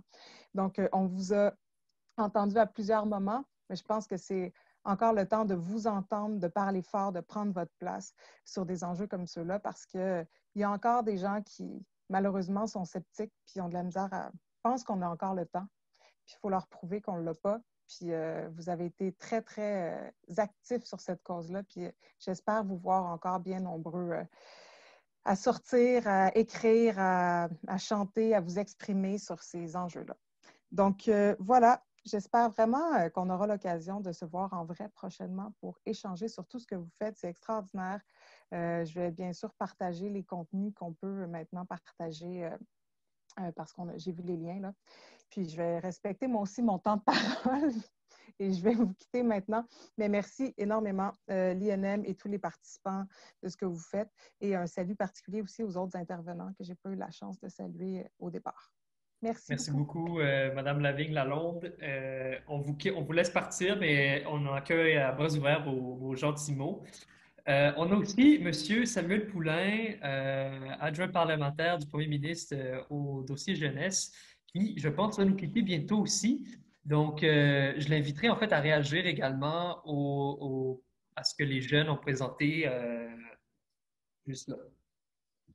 Ben oui, ben merci. Oui, effectivement, parce que vous savez, ce soir, on gère Noël, alors on a beaucoup de gens à qui répondre et avec qui échanger, donc je vais devoir quitter un peu plus tôt. Très content d'être avec vous. Le Vivre ensemble, en fait, et je veux saluer Jean-Stéphane des Offices Jeunesse internationaux qui fait un superbe travail.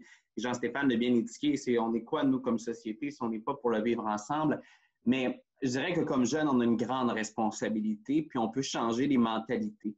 Parce que si on a, par moment, dans la société, exclu des groupes ou ne pas intégrer suffisamment certains groupes, je veux dire comme ça, C'est parfois par changement générationnel, par méconnaissance, parce qu'on appartenait parfois à une autre époque. Mais je pense que les jeunes d'aujourd'hui sont conscients, on peut voyager, on peut lire, on aime connaître la culture de l'autre et je pense qu'on a bien l'occasion en s'impliquant de changer des mentalités. Mais ça, il n'en tient qu'à nous. Nous, comme gouvernement, on pourra mettre en place plein de ressources.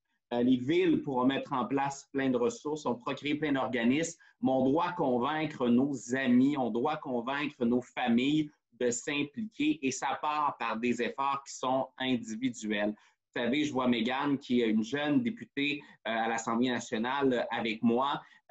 Personne ne nous a pris la main, c'est parce qu'on a décidé de se présenter, on a décidé de mettre notre face sur un poteau. En plus, Mégane a vécu un recomptage, donc ça prend vraiment les nerfs solides pour dire « je souhaite m'impliquer, je souhaite traverser les difficultés ». Vous savez quoi? S'impliquer, là, c'est pas toujours facile, là. Encore moins quand on est issu d'une minorité, là. C'est difficile. On va par moments se cogner le nez, mais savez-vous quoi?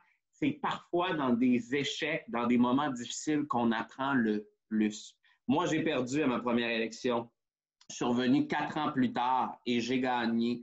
Et donc, ça m'a formé comme étant un citoyen qui a encore le goût de s'impliquer, de s'engager, qui va traverser certains obstacles. On ne gagne pas toujours nos batailles, que ce soit en politique, que ce soit sur différents comités ou sur différentes implications. Mais à force de travailler, à force de le faire, on réussit. Alors, je pense que tous les projets qui nous ont été présentés ont de très bonnes chances de faire une différence. L'INM le fait au quotidien. Et moi, je vous dirais, il y en a qui disent en politique ou dans l'implication, choisissez-vous une cause puis lâchez-le pas. Moi, je vous dirais, il ne faut pas juste choisir une cause. D'abord et avant tout, quand on aime les gens, on est capable d'embrasser plusieurs causes. Que ça va de l'environnement aux paradis fiscaux, à l'éducation, à effectivement le sujet dont on discutait, le vivre ensemble, c'est transversal. Et l'implication aussi est transversale. Et l'environnement nous amène à parler d'économie. Très rapidement, ça nous amène à parler du vivre ensemble. Alors, tout ça est là. Bravo pour ce que vous faites. Notre gouvernement est à vos côtés. Bravo pour votre travail. Et je vous le dis à l'avance, joyeux Noël. Et à bientôt. Merci beaucoup, M. Poulain, pour ces commentaires. Très bien dit. C'est vraiment exceptionnel. On a vraiment des jeunes là, qui veulent s'engager. Et puis, vous le dites, il faut continuer à travailler fort. Puis, c'est dans nos échecs qu'on va apprendre et qu'on va se relever, puis qu'on va continuer à persévérer, puis changer éventuellement ce monde qui, comme le disait Julie en entrée de jeu, appartient en fait à la jeunesse. Donc, très bien. C'est là ça clôt en fait notre deuxième bloc. On a pris beaucoup de retard dans le timing. On est à peu près 20 minutes de retard. Donc, je vais devoir peut-être serrer la vis avec nos prochains intervenants et intervenantes, mais je vais quand même leur laisser l'opportunité, bien sûr, de s'exprimer puis de présenter le fruit de leur recherche. Mais juste un état à l'esprit, s'il vous plaît, dans vos interventions, soyez concis pour que l'on puisse rentrer dans les temps puis finir non pas à minuit ou à Noël, comme disait M. Poulain. Donc, sans plus tarder, je vais présenter le profil mobilisation qui consiste en fait à agir en ligne pour la parité en collaboration avec Oxfam Québec, où les jeunes en fait ont été invités à explorer les notions d'égalité des genres, de parité et d'intersectionnalité. Les participantes ont réalisé des actions en ligne en faveur de la parité. Donc, tout d'abord, nous allons entendre Sandrine Elie et ensuite Christelle Niki Asogba pour nous parler en fait de leur expérience au profil mobilisation. Donc, on vous écoute les filles. Donc, bonjour. Dans un premier temps, je voulais juste rebondir sur le message qu'a dit Laurence juste avant de quitter. Je crois que ça met très bien la table, en fait, au sujet qui a habité ce profil, qui est la parité. Et je trouve ça justement super intéressant qu'elle parle du fait d'être une femme dans une situation de leadership et de vouloir vivre la maternité ensemble. Parce qu'encore en 2020, c'est un défi pour nombreuses femmes et je crois que ça ne devrait pas l'être. Donc, je m'appelle Sandrine, puis en fait, moi, j'ai eu la chance non seulement de participer au profil de mobilisation, mais aussi d'être sur l'équipe d'organisation de Oxfam Québec, justement, qui était en charge d'animer ce profil. Je les salue d'ailleurs. En fait, l'objectif, c'était justement de mettre la parité de l'avant en se mobilisant sur les réseaux sociaux. C'est du cyberactivisme. Puis en fait, l'activité s'est inscrite dans le cadre de la campagne C'est pour elle aussi, menée par Oxfam Québec et financée par le gouvernement du Québec. Alors en fait, dans le cadre du profil, les participants étaient invités à choisir l'un des 3 médiums d'expression. Donc, soit en fait la vidéo, une infographie ou un slam poésie, comme c'était pour ma part. Alors, pour débuter, j'aimerais simplement vous lire mon poème qui est sorti pour moi de l'atelier.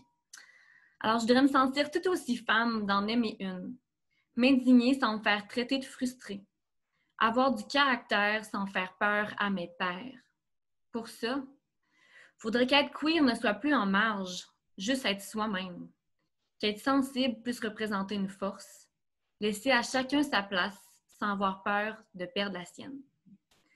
Donc, je tiens à remercier chaleureusement ma bonne amie Laure Gosselin qui a fait l'illustration que vous voyez. J'ai eu la chance d'avoir une belle aquarelle pour représenter mon poème, dans laquelle, en fait, je lui avais demandé de faire des fleurs fanées et de voir quand même un tournesol qui se tient bien droit et fort.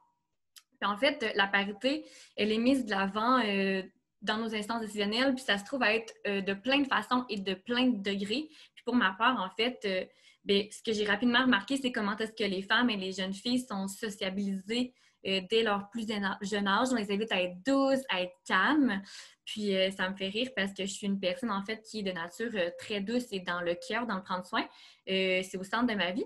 Mais je crois qu'il faut être plus que ça.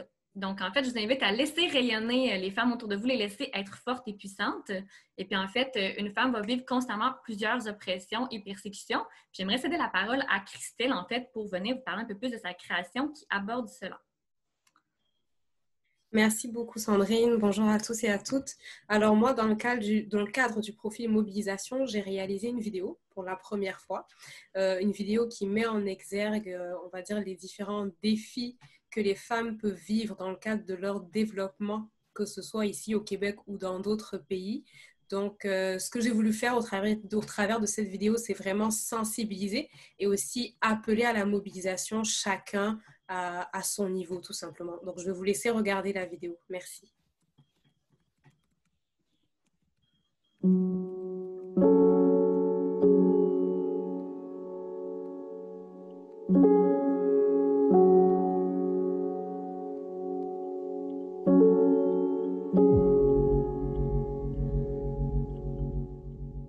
Bonjour, je m'appelle Christelle, j'ai 26 ans et je vis au Québec. Je travaille dans une organisation de coopération internationale. Dans le cadre de mon emploi, j'ai côtoyé des femmes. Elles sont épouses, mères et entrepreneuses. La majorité d'entre elles ne savent ni lire ni écrire. Cependant, elles espèrent en l'avenir.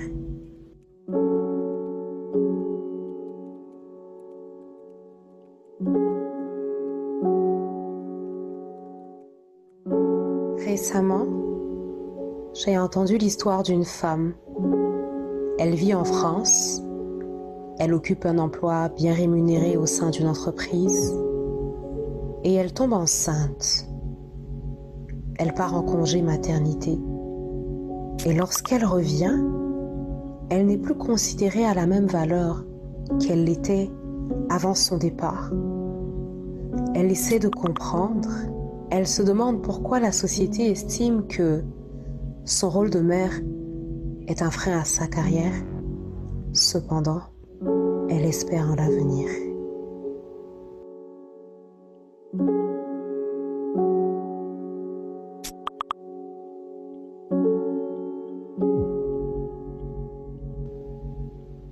Dans le pays dont je suis originaire, le fléau des grossesses précoces fait ravage, limitant les possibilités des jeunes filles se trouvant dans cette situation.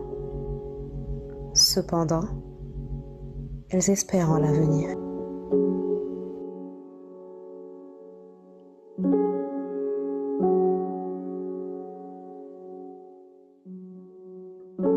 Depuis mon arrivée au Québec, j'ai pris connaissance que les femmes, issues de minorités visibles, sont fortement discriminées, qu'elles reçoivent un salaire moins élevé, qu'elles ont plus de difficultés à trouver un emploi permanent, à temps plein, et qui correspond à leur niveau d'études et leur domaine de formation. Cependant, j'espère en l'avenir.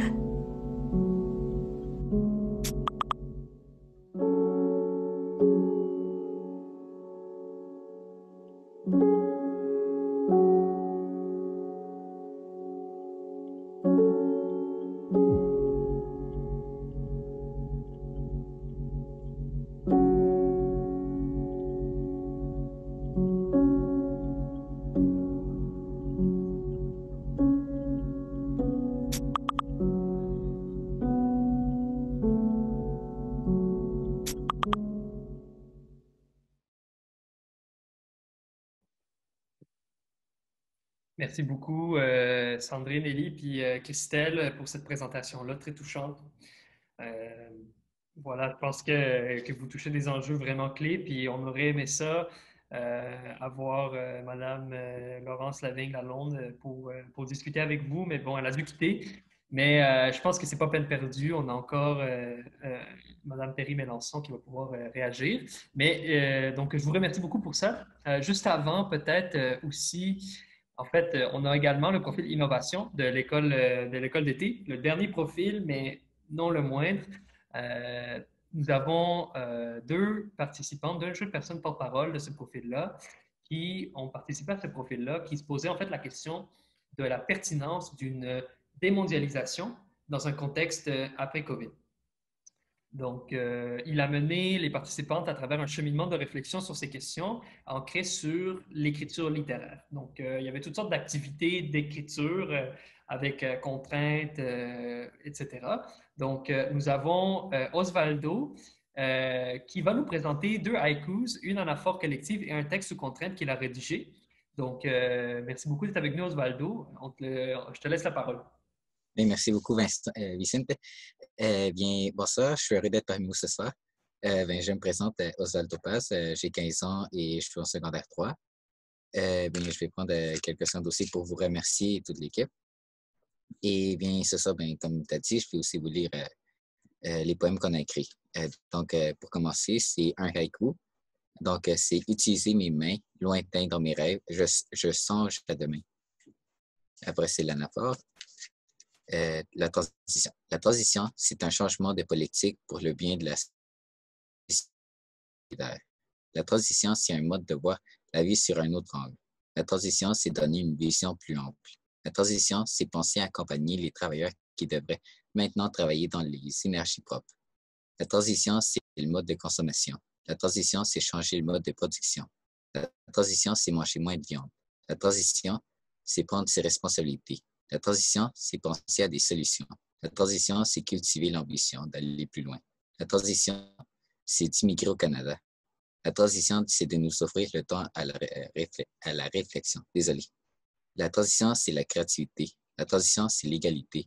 La transition, c'est la logique. La transition, c'est le changement.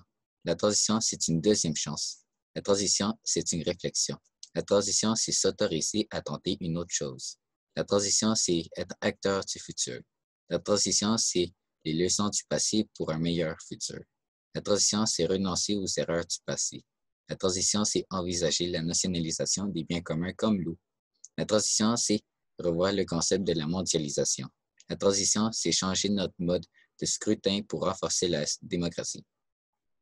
Après mon poème, exacerbé par la crise, le changement à l'horizon nous mène vers de nouveaux champs, où notre environnement sera différent et notre avenir sera à reconstruire de nos mains.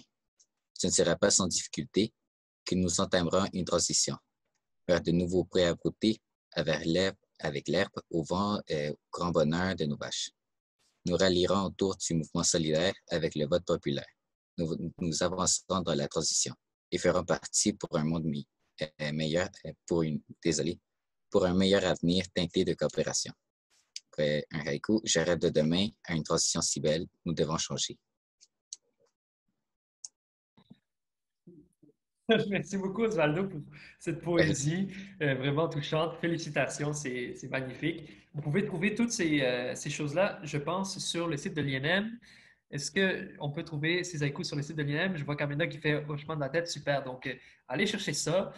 Osvaldo, le prochain pourrait être dans vos librairies près de chez vous.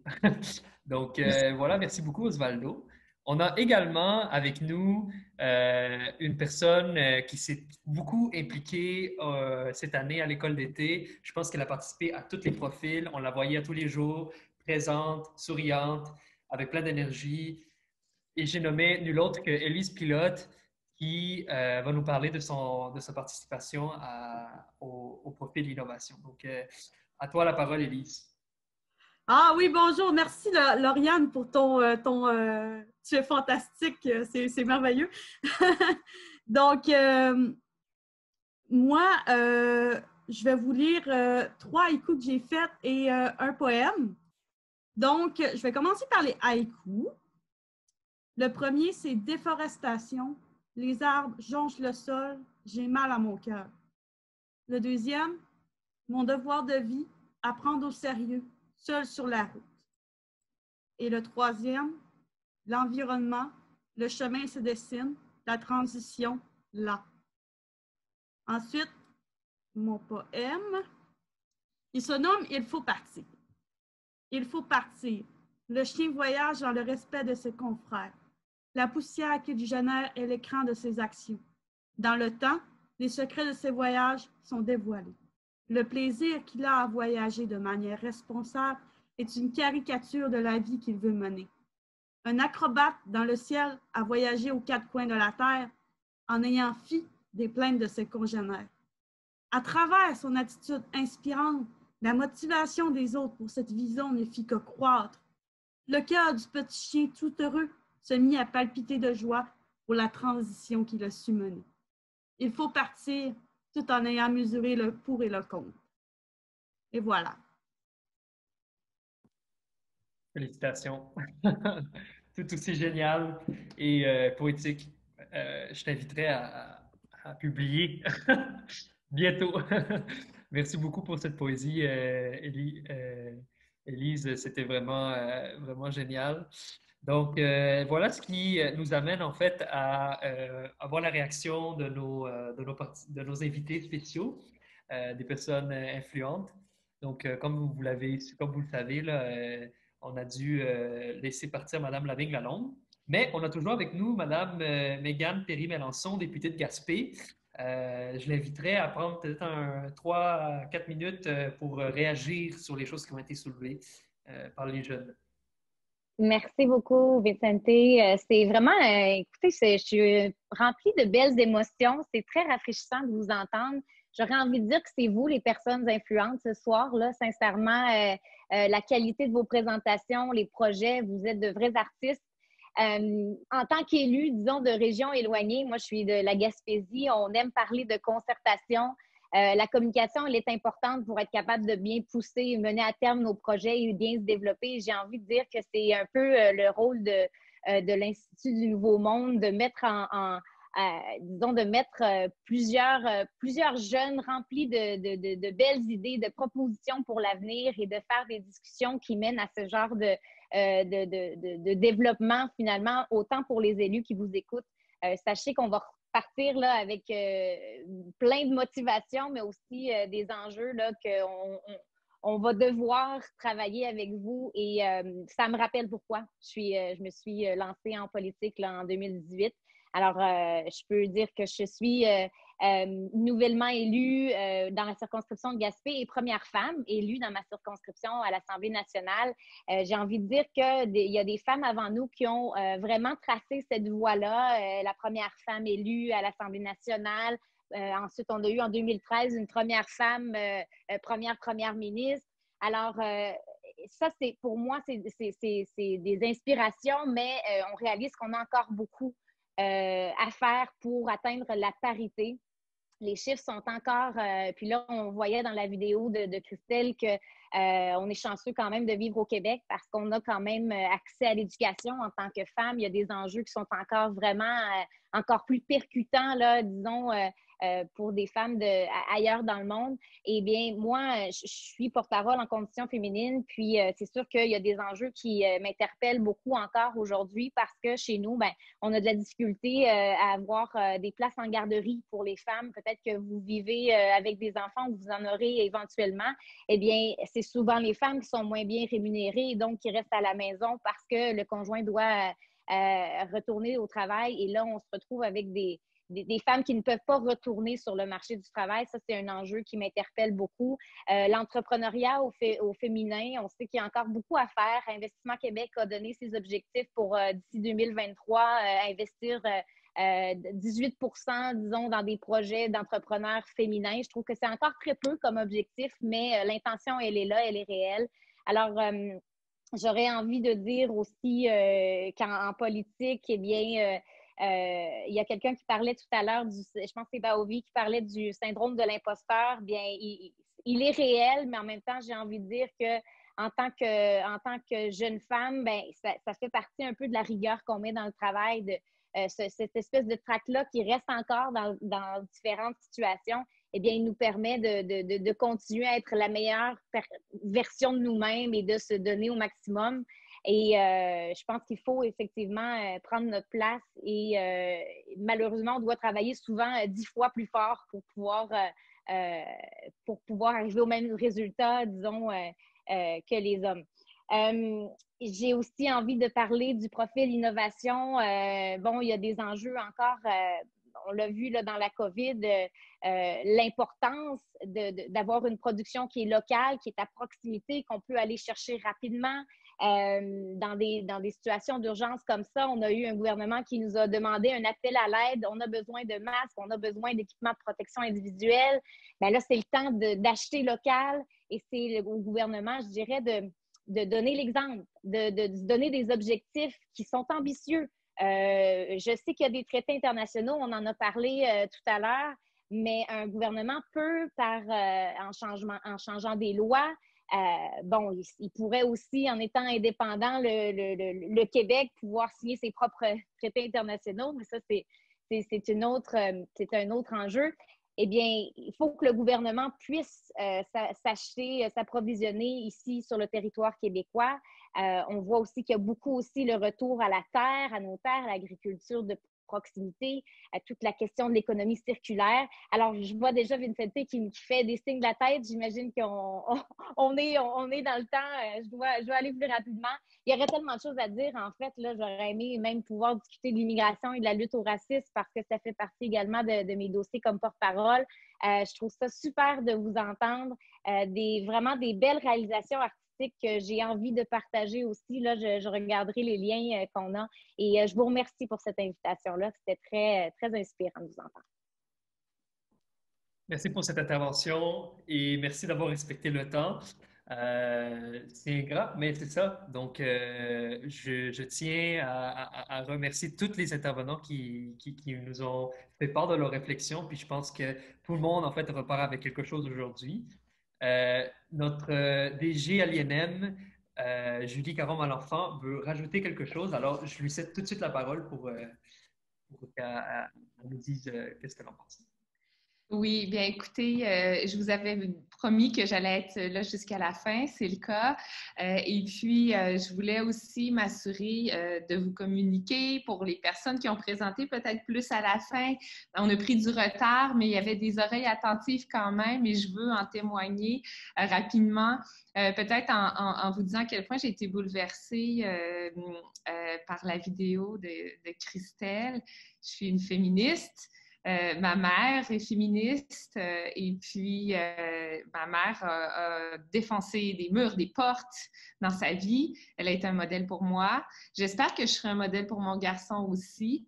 D'ailleurs, petite anecdote, quand on m'a proposé de devenir directrice générale de l'INM, je revenais tout juste de mon congé de maternité, mon petit bébé ne dormait pas et puis j'ai dans la balance un argument qui m'a convaincue, c'est celui de profiter de l'occasion comme femme de percer ce plafond de verre. Et j'ai senti une responsabilité. Je vous dirais que j'ai beaucoup hésité et c'est cet élément-là qui m'a fait prendre la décision. Et une de mes amies, je vous le dis aussi parce qu'on est très bonne pour la culpabilité, et donc peut-être que vous êtes déjà là, c'est-à-dire mère, ou peut-être que vous le serez un jour, ou peut-être que vous ne le serez pas, puis c'est pas grave. Moi, j'ai une de mes amies qui n'est pas mère, qui m'a dit quelque chose quand je lui disais à quel point je me sentais coupable de ne pas être là le soir, de voyager beaucoup. Là, c'est vrai que dernièrement, je voyage moins, même si je ne suis pas là le soir, mais je voyage moins. Et elle m'a dit, tu sais, si tu avais été un homme, ça aurait été normal que tu ne sois pas là le soir et que tu voyages. Et tu as la chance de proposer un autre modèle à ton fils. Et tu devrais, au contraire, ne pas te sentir coupable, mais te sentir fière de ce que tu as la chance d'être devenu. Et puis, ça m'a réconciliée, je vous dirais, avec la décision que j'ai prise. Il faut aussi que on n'a plus beaucoup de temps, mais juste pour vous dire aussi, au sujet de la transition, elle est essentielle, elle est vitale et je me questionne encore aujourd'hui pourquoi ce n'est pas vous qui l'imaginez, les jeunes. À travers tout ce que j'ai entendu ce soir, je pense que vous avez en main tous les éléments, tous les ingrédients nécessaires pour prendre en main votre avenir, mais comme je le disais au début, votre présent. Merci d'avoir été persévérant, d'avoir accepté de vous rendre jusqu'au bout de l'aventure de l'école d'été qui finit en novembre et d'avoir pris le temps et d'avoir eu le courage de présenter le résultat de vos travaux ce soir. C'est extrêmement précieux et je suis extrêmement fière de vous. Merci, bravo.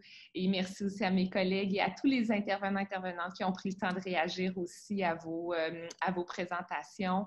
Moi, j'ai passé une super belle soirée. Merci. Alors, sur ces beaux mots, je pense qu'on peut tous se quitter avec un cœur vraiment plein d'espoir. Moi, je veux juste envie de vous dire de continuer à rêver, continuer à inspirer, puis vous êtes vraiment les personnes influentes. La jeunesse, c'est le présent, donc il faut le saisir, puis ne pas lâcher. Donc, je tiens vraiment à tous vous féliciter, puis remercier les personnes qui se sont jointes à nous pour nous faire part de leurs réflexions. Merci, Mme Côté, merci, Jean-Stéphane Bernard, Mme Perry-Mélenchon, et toutes les personnes qui ont dû nous quitter également, parce qu'ils ont tous une vie occupée. Donc, merci, et merci encore. Et voilà, c'est là, ça y est. Merci à toi, Vicente. Bravo, au revoir. Merci beaucoup. Bravo, bye bye. Bye, à la prochaine.